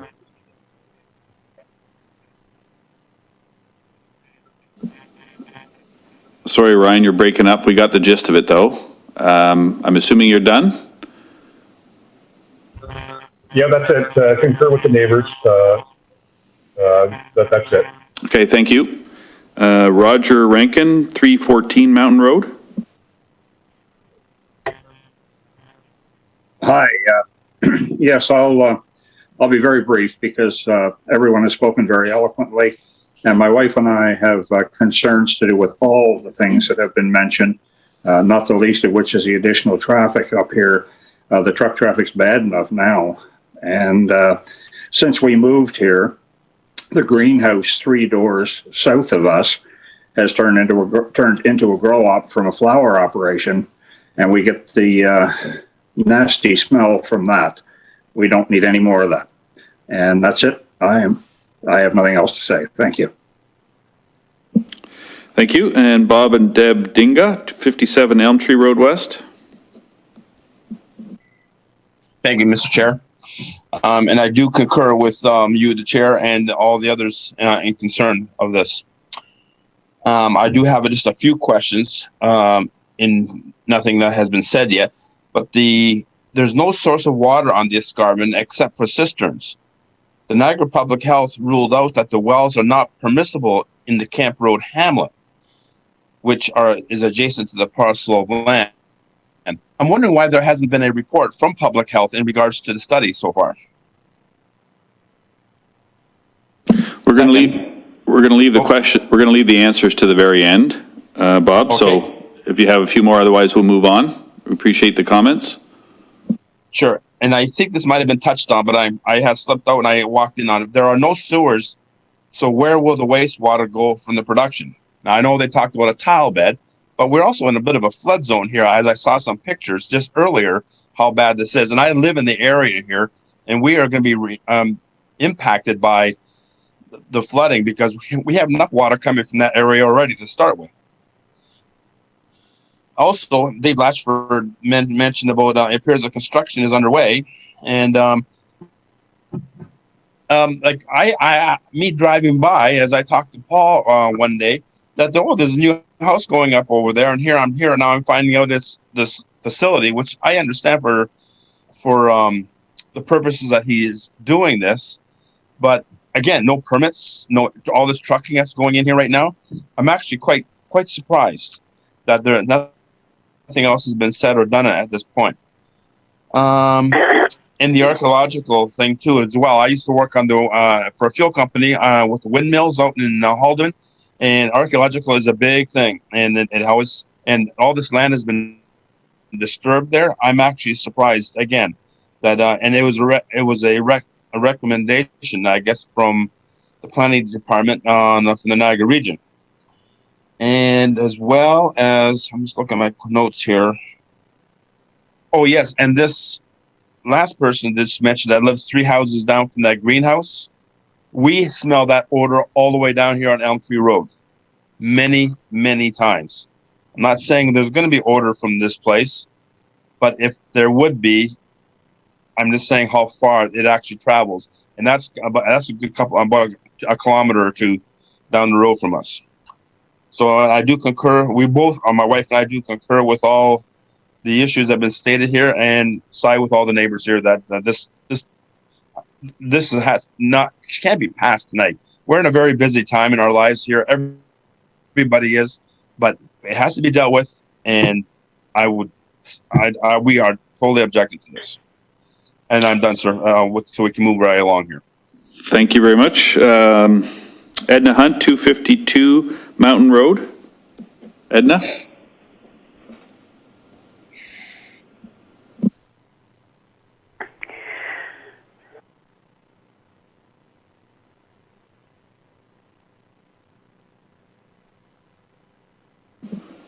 Edna, are you there?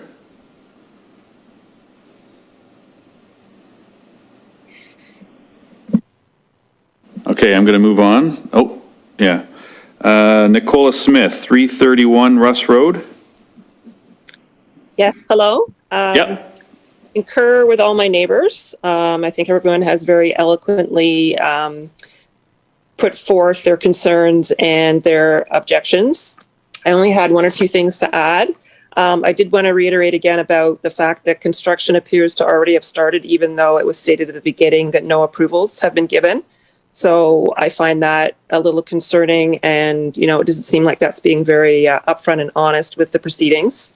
The area, if you look at your Town of Grimsby official plan, Appendix 5, it is pretty much close to, if not on top of, an area of a high aquifer vulnerability.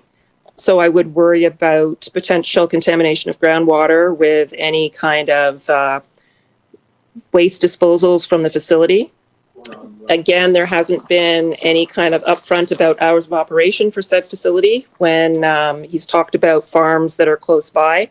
We have mainly either crops or animals in those farms, and we're not open, 24/7. We don't have light pollution. We may have some odor once in a while with manure, but that's not consistent. And we do have chicken barns, but again, you only really get a chicken barn odor when the chickens have been removed from the facility and they're being cleaned. And my final point was that it feels like this property has essentially been from the get-go just meant to be a financial gain or flip.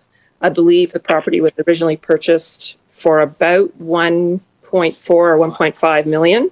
And in May, it was put up for 3.9 million by, it was taken off in May, but it had been put up for 3.9 million prior to that by Min Hall, who owns the property.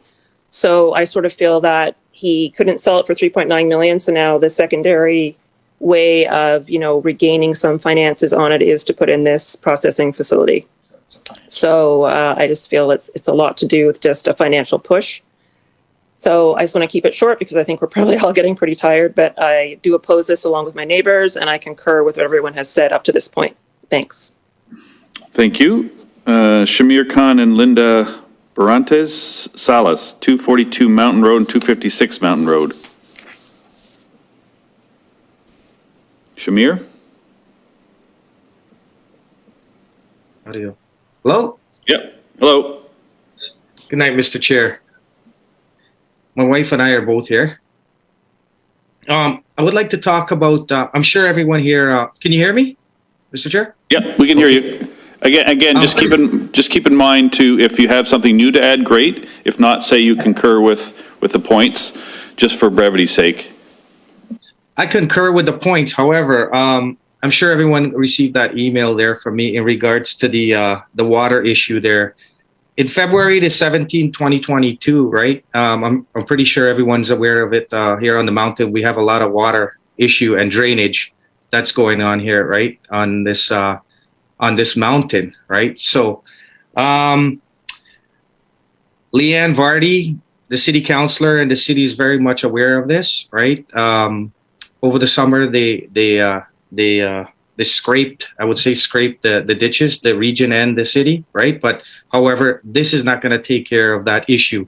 That water, we have a major water issue right here, okay? And the applicants here, they will have obviously a well, right? And they will have a septic, right? And there's a septic bed, okay? So when they're cleaning and doing whatever they need to do there with their process, right? The water has to go somewhere, right? So we already have a major water issue up here already that's not even been rectified, and this I don't agree with at all.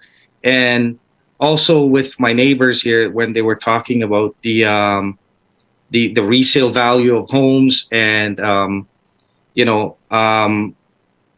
there was a property beside the marijuana greenhouse there at 326 Mountain Road, okay? It was on the market forever, approximately over 3 months. It wasn't selling because no families want to buy or live close to that property, okay? And that's a similar property to, let's see here, it's 29 Elm Tree Road, right? That's sold for significantly a lot more than that property. And to back this up, I have all this facts. So I had two appraisals, right, at one of our properties there, 2 months apart, okay? And we're looking at like at least $200,000 difference. So this is significantly like affecting people's property value, okay? And I have all the facts to support that. So also here at that by 242 Mountain Road, we could smell from, that greenhouse, that marijuana greenhouse, close to 326 Mountain Road there, we could smell that smell, eh? So that's it. Thank you. Melissa Charette, 348 Church Road. Melissa?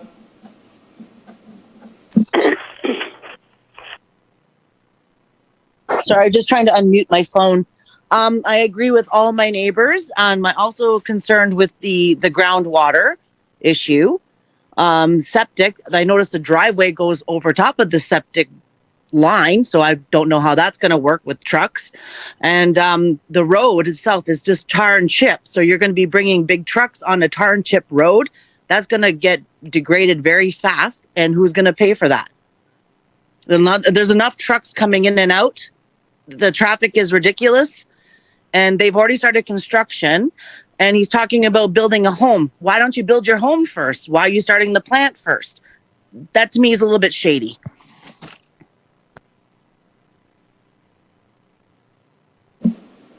Thank you. Is that it? Okay, thank you. Simon Saulnier, 299 Mountain Road. Simon? Hello there, Mr. Chair.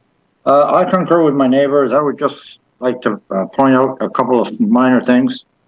I'm wondering if Akeem has applied for a building permit for a home before he started building this manufacturing plant. And if he hasn't, why would he start building a manufacturing plant before building a home if he plans to be a farmer and raise a family at that site? And the other point is what's going to happen to this remediation to the land that's already happened. Footings have been poured on this property. From what I'm hearing, at least 300 loads of fill and gravel and stone have been brought into the site. Is that going to remain there and be an eyesore, or what's going to happen with that? Okay, thank you. Thank you. Marco and Anna DiPolino, 55 Elm Tree Road West.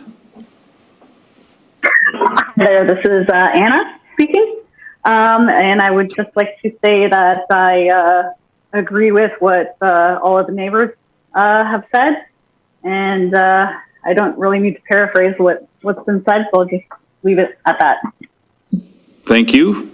And thank you for your brevity. Liz Kickert, 263 Russ Road. Hi there. Again, I'd just like to agree with all our neighbors and our concerns and thank them all for coming together as a community to just pull together and show concern about our community. But otherwise, I agree with what everyone has commented on so far. Thank you. Sharinjit Singh Sagi, 310 Kemp Road East. Sorry about that. Should have my glasses on.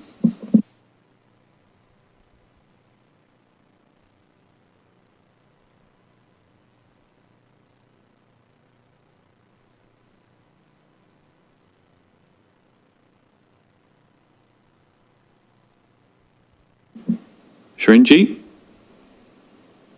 No? Okay, I'm going to move on.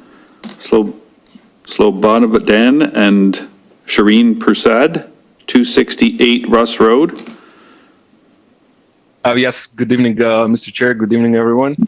We would like to first concur with all our neighbors or everybody that raised concerns here.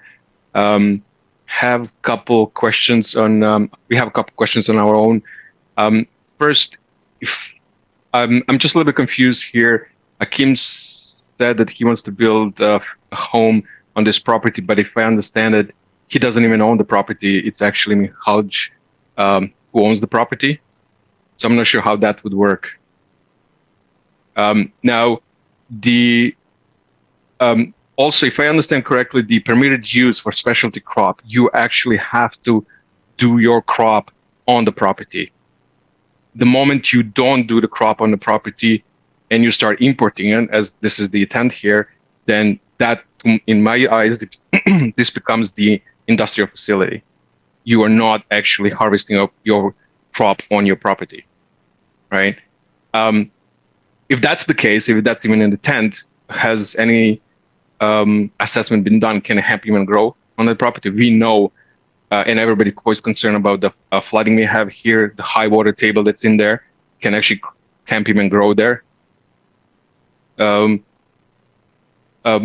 mean, I'm not going to go into septic system, well water. Everybody brought this up already. So I think at this point, I mean, that would be all for me. I'll pass it to Shireen here. She can voice her concerns, but thanks everyone getting together tonight. And I concur with you, Mr. Chair, again, and with everybody, all my neighbors. Thank you. Shireen, were you going to add anything? I just wanted to make a comment with regards to the notification. So I do understand that a lot of the neighbors weren't notified, and with regards to the notice being posted, so I drive by that property every day to come to my home, and without parking and getting out of your car and walking up the sign, that was practically invisible from the road. So I don't think everybody was notified as well as they could be. And I just, as my husband has said, I wanted to concur with all my neighbors. We are vehemently opposed to this. If Mr. Gardner wants to build a home, he's more than welcome. any other use for that property is just a detriment to this entire neighborhood. Thank you. Thank you. Daryl and Margaret Knechtel, 13 Elm Tree Road West. Hi, Daryl Knechtel here. I'm speaking for myself and my wife, Margaret. We moved to Elm Tree Road 2.5 years ago. We built our dream home for retirement. We love the community, and we appreciate all the words that people have said tonight. I have nothing further to add other than I'm vehemently opposing this project. Thank you. Thank you. Dennis and Dan Wiersma, 32 Kemp Road East.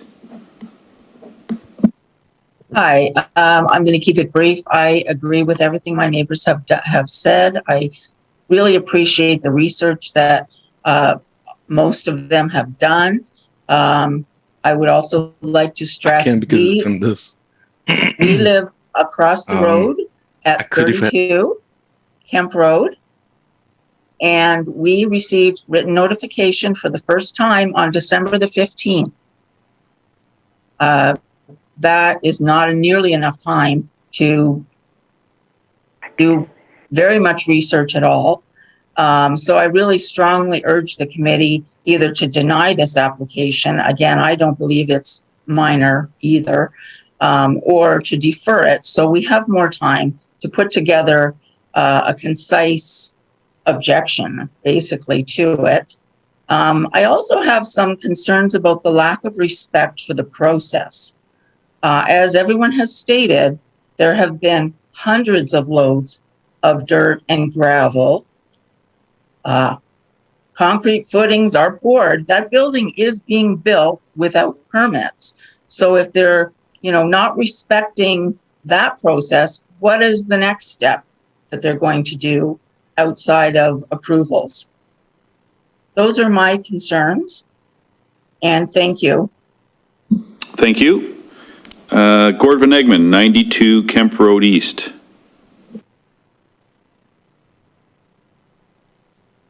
Thanks, Mr. Chairman. I concur with what my neighbors have said.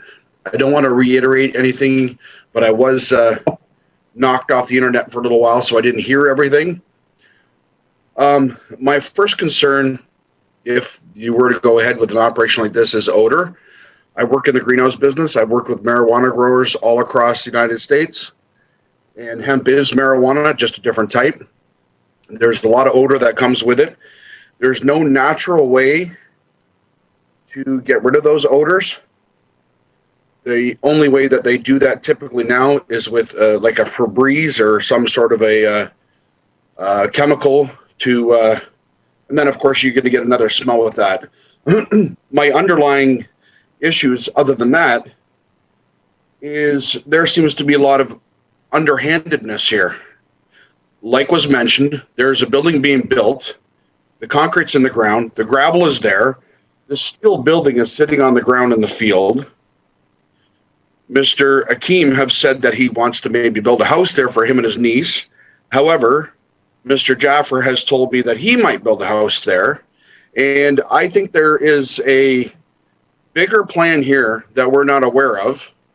And this is the start of that plan. And I think we are being, as a town and also as a local neighbors here, we're being bamboozled. And that's my only comments. I'm firmly against this. Thank you. Brian Lagerwerf, Turning Leaf Group of Companies, and no address on that. Brian?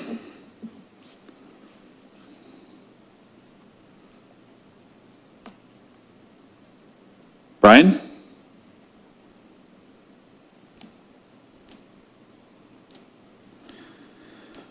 All right, we'll go down to Kathleen Morisewicz, if I said that right, 207 Mountain Road. Yes, Kathleen? Morazowicz is the right way to say it, Morazowicz.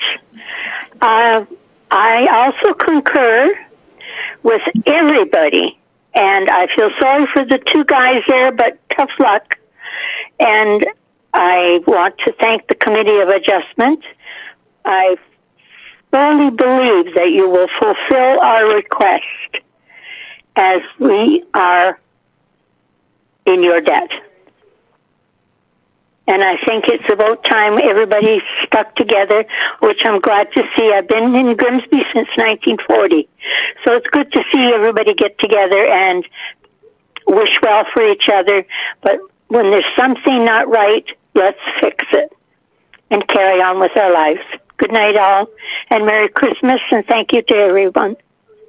Thank you. Good night. Good night. Thank you. Alex Villela? Bye.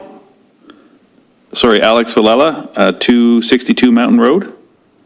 Yes, I wanted to just thank everybody. They seem to have touched on all of the questions that I had and concerns, and with special attention to Leandri, who mentioned that there was not enough time to collect all of our thoughts and come together because, in my opinion, Akeem had time to come together and get some kind of representation. And in my opinion, I don't think we had enough time. We could have had representation, perhaps even some kind of legal representation, but we didn't. So once again, thanks to all the neighbors. They took care of my concerns, and I just feel we need more time. Thank you. Thank you. George Renchema, and I don't have an address for George. Sorry? Oh, did I miss somebody? 28. No, I didn't. Hello. George, go ahead. Oh, yeah. Okay. Hi, how you doing? I live at 28 Kemp, so I'm right across the road from that facility. And for the last 3 years or so, it's been a real mess over there. There's people in and out of there at all hours. Trailers, trucks, cars, but whatever. So my concerns are the same as the rest of my neighbors. The light noise, the traffic, the trucks, the employees that are going to be working there, the smell, and the value of my property. So everyone else has said it very well, and I agree and vehemently oppose. Thank you. Thank you. And I did skip somebody. I had an out-of-date list. So Guntis Loja, 325 Mountain Road. Hello, yes, this is me here. I own the property, the southeast corner. That's a 10-acre lot just opposite the proposed development and right beside George, who just spoke. And I also own the property at 325 Mountain Road. I think I'm in a bit of a unique position to speak here. I've been here for 68 years on that same property. So I think I have a bit of a understanding of the lay of the land. And, you know, this is something that is sort of important when we talk about drainage, because as a child, I remember the water coming up 200 feet off the road, and I would be on a raft in our orchard. Things have eased a little bit as the years have gone by, but the drainage is, well, we actually are at a low spot, so that can't be helped. You know, they cleaned the creek, they dug the ditches. Nevertheless, we are in an extremely low spot. So I have great concerns about this facility that's being proposed. People are talking about, you know, difference between cannabis and hemp and so on. You know what? Doesn't matter. What does matter is the process of what they're planning on doing. Akeem has talked about processing the stalks and so on. I don't know anything about it. I'm very much like Mark Maragoni. I'm totally ill prepared for it. But nevertheless, as far as processing these stalks and whatnot, my understanding is that there's water processes used and acid used in order to break down the stalks. I don't really know what his proposals are, what his techniques are, but nevertheless, I assume that there's going to be water used in this process. When I look at the site plan, I see a septic tank. I don't see any containment basins, holding tanks, nothing of the sort at all. I'm actually quite frustrated by the whole process. When I heard there was a minor variance, when I looked at it, I thought, what is this? I assumed that we would have a town hall meeting like we did when the hamlet boundaries were being discussed 15 years ago, and we all came together and we discussed it and so on. And no, this is not happening here. So I am very frustrated in that respect. I have firsthand experience of what all my neighbors are saying about the odor. I have a very sensitive nose. I have to say, ever since those greenhouses converted to growing marijuana, I have a headache daily at that farm. Sometimes it depends where it is in the season. It's not present, but most of the time I am affected by it. And now we're talking about a facility that's going to be roughly 1,000 feet away from the greenhouses that are across the street. So now we're going to be hemmed in by two facilities that make it not particularly enjoyable to be where we are. I promote land development, land use. I applaud his endeavors. However, those endeavors should not be infringing upon our rights.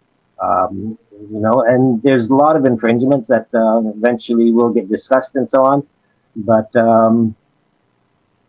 it comes to the point where we have to have some caveat here with what we allow to happen. I myself have had hopes that I would be able to contribute to the housing stock by having a couple of residential lots being developed on my property.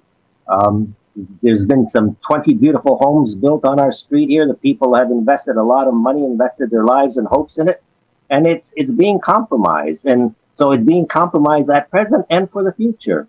I really am quite taken aback on how this process has happened. Several weeks ago, I don't know whether it was 8, 9, 10 o'clock at night, I'm hearing these droning sound. And I thought, yes, I'm accustomed to soybeans or corn, depending on whether they have to harvest during the nighttime and so on. What's going on? And so I go drive down Kemp Road, and there's bulldozers in the distance traversing the property. I don't know what's going on here. And then I see this notice just several days ago about a minor variance. I'm blown away. How can this be a minor variance? This is not a farmer with a vineyard that wants to produce a couple of cases or run a limited run of wine or something. This is a major undertaking. All my neighbors have spoken very well. Some have done fantastic research on it. I concur with most of what everybody has said. I really would like to hear what process they're planning on using, how it's going to affect our water tables. I can't see a good outcome for this for the future at all. I do appreciate the opportunity to speak here. I really think that this is being ran through, and the notification I think is extremely lacking. I don't think this is a small item, a minor variance. I think this is something that the public of Grimsby should be aware of and might have been asked to have some input in it. I do thank you for your time, and I'm willing to listen to some explanations that we might have about the process that's going to be hopefully, well, not hopefully, but the process that's being proposed to be used for processing the crop. Thank you. Thank you. We have three more. Carly Throp at 271 Mountain, I believe. Carly? Hi there. It's Carly Thorpe. Thank you for the time. I did grow up in this rural community, and we've had the opportunity to build on the property that, my grandparents once owned and did actually farm as well. I think it's really important to address that what Akim's presented today sounds well-intentioned, but it's just left me with so many more questions than I came in with, and I did feel ill-prepared coming in. It is unclear if he's a business partner or an owner, if he plans to build a home, or if he only has business intentions with this property. And all of that's been left quite unclear. And it also makes me question what the future use of this might look like. And could this become an industrial park without his intent being there for that to happen? And that worries me, because my intent is to be here for the remainder of my life and hopefully to have my children live here in the years that come thereafter. I also concur with what they've said. This is probably maybe not a minor variance and did require a little more investigation. I will not repeat that, and I don't want to kind of beat what's already been said. One of the things that was not brought to the attention was surveillance and security. He did talk about a gated community or a gated entrance and fence. He also mentioned something about a type of pharmaceutical that he also works with that will remain in Hamilton. And it was unclear how that would be managed in the future or processed in the future. And that's another question that was left with me that I don't think has been answered or brought forward. I concur with my neighbors regarding the environmental impacts. The traffic impacts, again, remains unclear. The hours are unclear. The number of employees is unclear. The number of trucks coming in and out is unclear. He's compared it to corn operation, which I can tell you happens 2 to 4 times maximum a year. And maybe that is what it looks like. But I don't think those questions have been clearly answered at this time. It's been a great pleasure to see the responsible growth that has happened in this area. And I hope that we do take the time to answer the questions that remain unclear to ensure that responsible growth continues to happen in this area. Thank you for that time. Thank you. And Lewis and Johanna McNiven, 50 Kemp Road East. Lewis? Yes, hi, thank you. It's Joanna and Lewis here. We would just like to concur with all of our neighbors. Thank you for all the research that you have done. We agree 100% and welcome to our community. We have been think for so many years, along with George and Dennis and Diane. Welcome, but we do not agree with this. We live directly in front of them as well. And when I believe it was Akeem saying he wants to farm, our life is farming. Between career and personal, we farm. Farming involves planting seeds, harvesting, raising livestock. This is not what he intends. He intends on building a home, putting up a production industrial place. That is not farming whatsoever. The other barns that he mentions, they house their livestock. Anyways, I'm not going to go on. I just want to thank everybody for all the research because we came ill prepared because we did not have the time. That, like George has said, has been a shady area since Mr. Jaffer has bought it 3 years ago with security 24/7, trucks coming in and out, strange cars sitting on the side of the road. I don't know what their plans are, but we do not agree with it 100%. And thank you again to our new neighbors. Welcome. Good night. Thank you. Maria and Victor Almeida, 322 Russ Road, last one. And then we'll allow the applicants to respond to some of the questions that were raised, and we'll wrap it up. So Maria or Victor?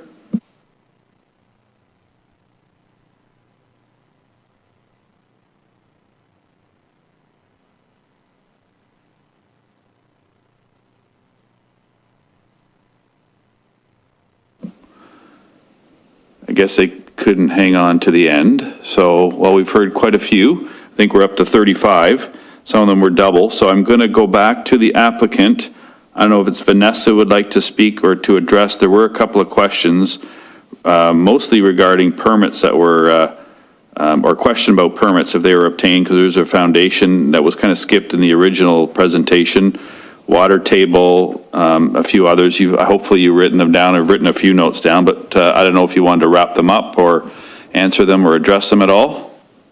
Vanessa? Pardon me, Mr. Chair. This is Minhal Jaffer. If I may interrupt. Oh, sure. Hi, Mr. Jaffer. Hello, Mr. Chair, and hello. Good evening, my neighbors. Thank you all for taking the time to come and share your comments and feedback. It's very much appreciated, and we do appreciate you taking your time this evening to come and share your feedback. Just to clear the air a little bit, when I moved to Grimsby 3.5 years ago, I purchased this property as well, and we also made a significant investment into this property. In addition to this property, we've also invested into several other properties in Grimsby, and I have contributed towards the local economy because I love this town and what it stands for. And I think I've made that clear with every person I've interacted with over the years. There were some comments about mention of this land to be used as a permanent farm fixture in the area. That was not the impression of when I purchased it. The intention was that we were going to build a property for my family and eventually farm out the property and to its fullest potential. In the past 3 years, I have been farming the property, And as most of you know, the pricing for building and real estate has skyrocketed and dropped and been all over the place. So it has been a bit of a financial stress to build the level of property that we intend to build on this property. There's also some notice, like a lot of comments and feedback were regarding the smell and odor and the use of marijuana. When I purchased this property, like most people in the community, my family's values are very strong and against marijuana, and we do not condone these sorts of things. Akeem is a family friend of ours, and we have a relationship and an agreement that he is going to assist with the farming measures by doing hemp. Our agreement from the beginning was that we will do no marijuana, and there will be no cannabis or CBD or anything related to marijuana on this property. From my understanding, from Akeem educating me and my family, that what he is actually doing has nothing to do with marijuana. It, in fact, has no odor for the process that he is doing. And as our goal is still, intention is to build a beautiful house on this property. There was also some mention of fire route and water, and we did speak to the fire chief in our previous meeting, and there was a potential that we could bury some tanks for water. We could potentially build a pond, and this was our goal together with Akeem, where we would fulfill this goal of building the property and this farm building on the side. Addition to that, like I respect all of your guys' comments, absolutely, because like I would be the same situation as you if someone was doing marijuana or grow up in my neighborhood. I would not like that. I mean, I have children. We all have children and kids and family, and nobody wants to be around that. And that's number one for us as well.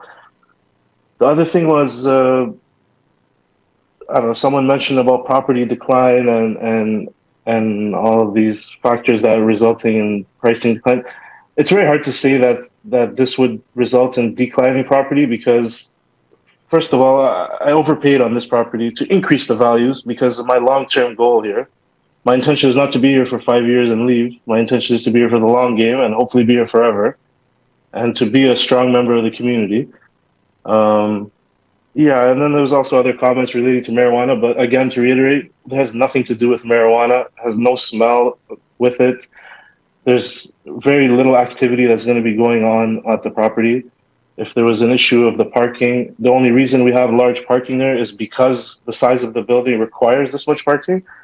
Other than that, it's not like it's going to be used or there's going to be a lot of traffic. These are just my comments, and I appreciate all of your time, and thank you, Mr. Chair. Thank you very much. So I didn't know if Vanessa was going to respond or you were responding on behalf of the applicant. Okay, Vanessa? No, through you, Mr. Chair, I will touch base on some of the additional points that I've been listening and making notes to. Yep. There is a lot of question regarding whether this should be a minor variance or a zoning bylaw amendment. I just want to state that we did have pre-consultation with staff. We are not doing this sneaky or underhanded. That is not what is going on.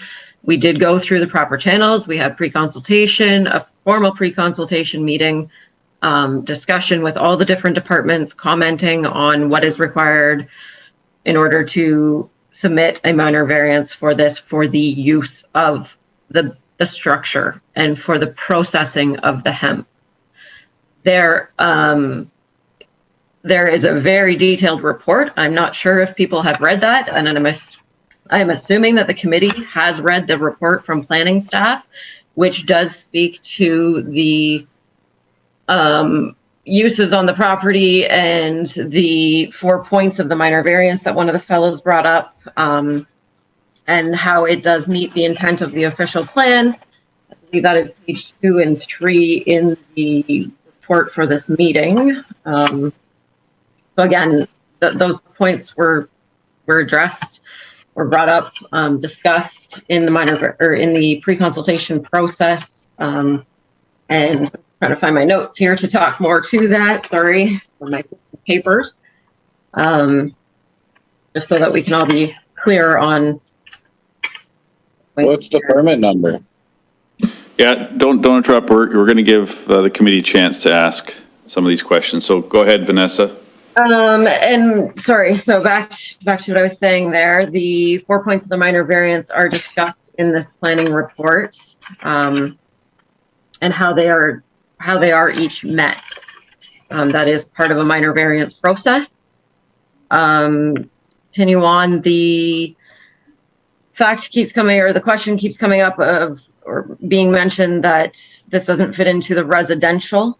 I just want to also point out, again, to the committee members, as we're discussing this, this is not zoned residential. This property is zoned special crop.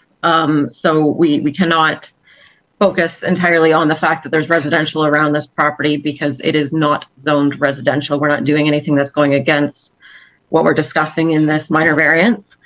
The word industrial also keeps being brought up.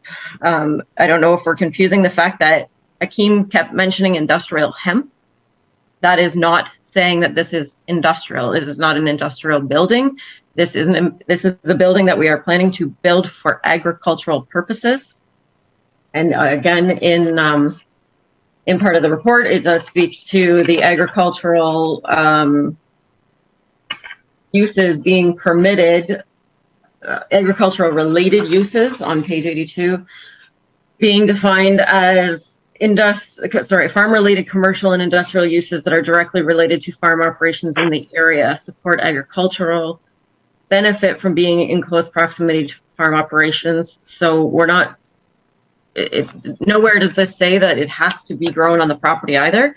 We can bring it in from close farm operations, which is what we've already mentioned, that is the intent from other farms in the Niagara region to be processed on the property. So again, it is not industrial, and whether or not that was the confusion with the word industrial hemp, it is not industrial. There's questions of how often the trucks will come and go. Again, that's going to fluctuate, like we've mentioned already, through different processes. I mean, if we were growing corn on the property, there'd be no question. If we were growing other things, the intent of this application, I think that we need to keep going back to, is the use is varying from cannabis or other specialty crop. Only in the fact that it is hemp and not cannabis. So that is the variance that we're asking for processing of hemp.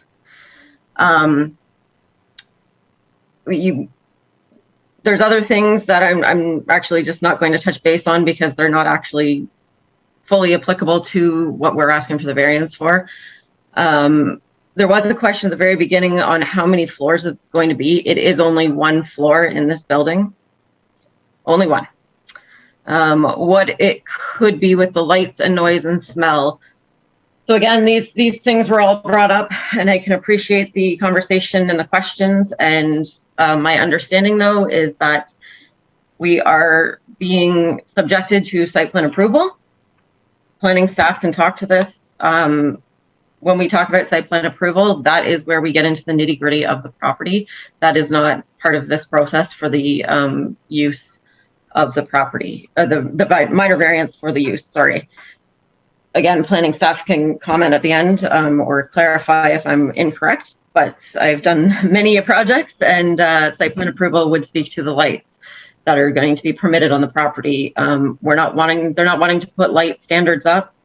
It would probably be dark sky lights. So again, small lights on the sides of the building, just for the purpose of getting to the vehicles. If it's darker, like this time of year, it gets dark really fast. The additional comment that one fellow made about the archaeological being required, we are well aware of that. It is in the report. We understand that that is part of the site plan approval, again, that is being imposed as a condition.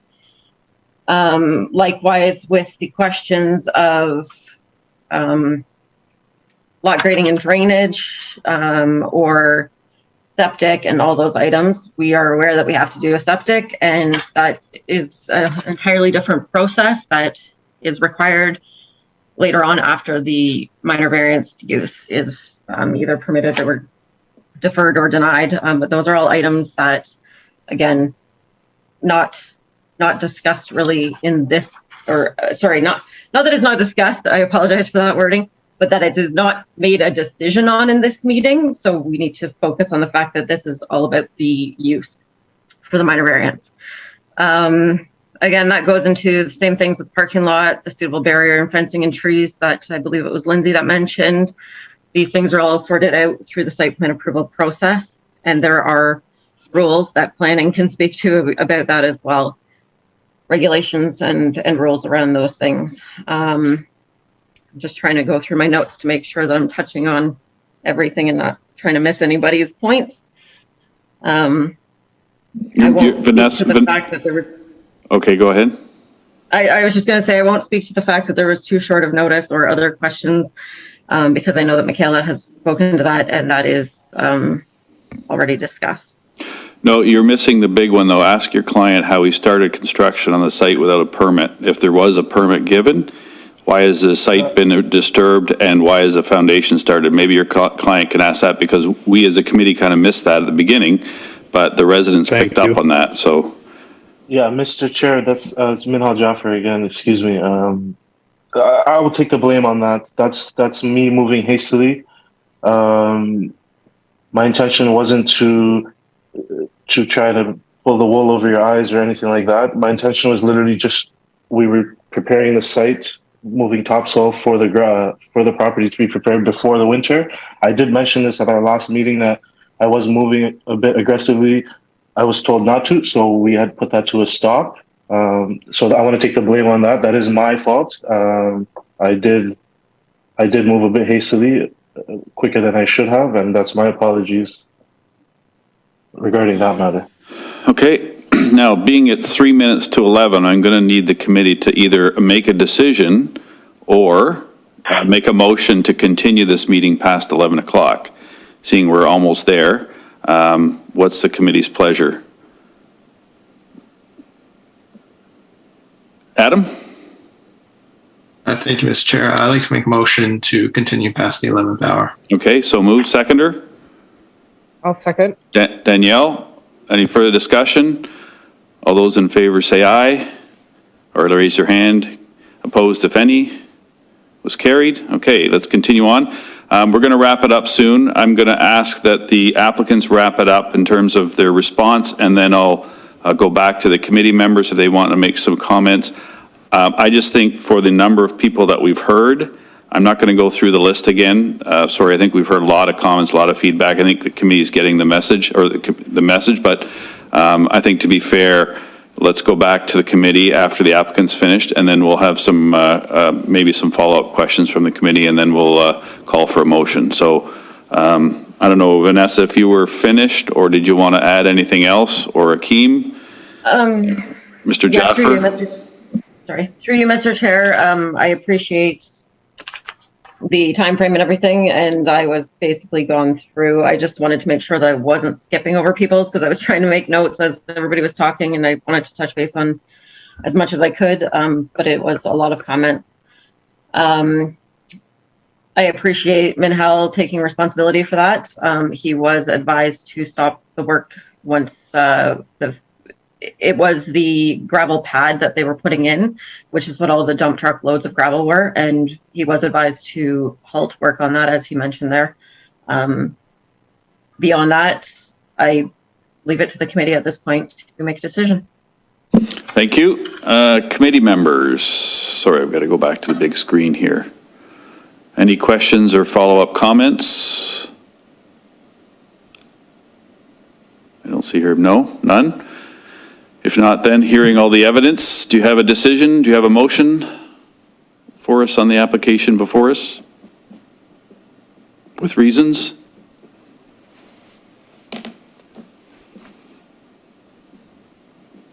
Nobody's got their, oh, yeah, Adam. Go ahead. Thank you, Mr. Chair. It's not quick on the keyboard this late.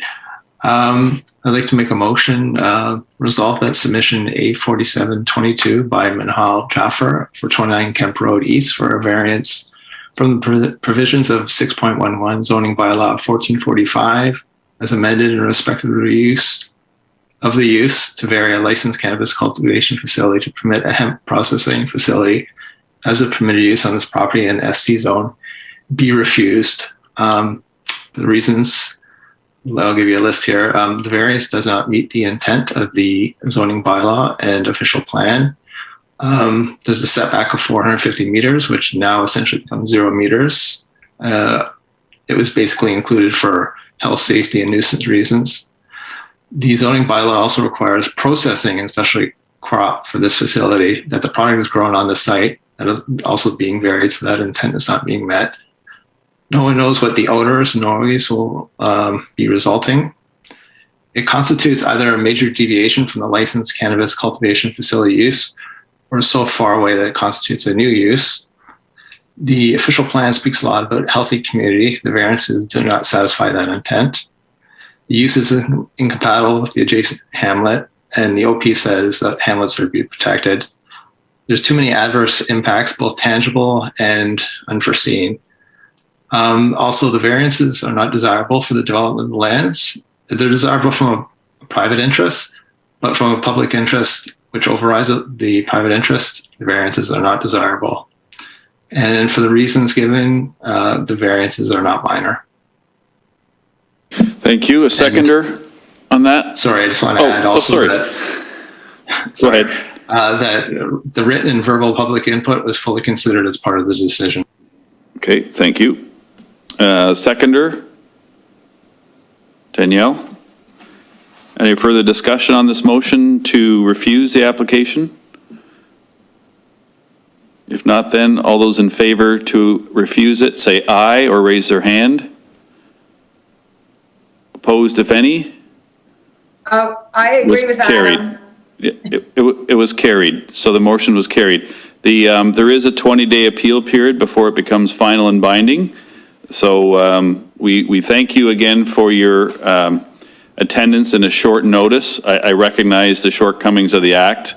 In fact, that might be something to send back to staff on something as, I guess it's hard to guess ahead of time maybe, but in something like this, maybe adding 6 weeks or deferring it to the second meeting instead of the one immediate would be helpful. But I think the residents came together quite clearly in a 5 to 10 day time frame. So we appreciate the input and we thank you for attending. It was a long meeting, probably our longest yet. So thank you very, very much for attending and have a good evening. Through you, Mr. Chair, can yes. I just say thank you? Sure. Thank you to all the residents for your feedback, right? Didn't intend to come in here and be adverse to any of you guys. I wish I can spend time getting to know you guys to let you know my business plan so you can see what's actually going on, but I understand where you guys are all coming from. So I really appreciate this and I thank you, okay? Thank you very much, Hakeem. We appreciate that. And there being no further business, we are adjourned. Thanks, everybody. Have a good night. Thank you. Thank you. Merry Christmas.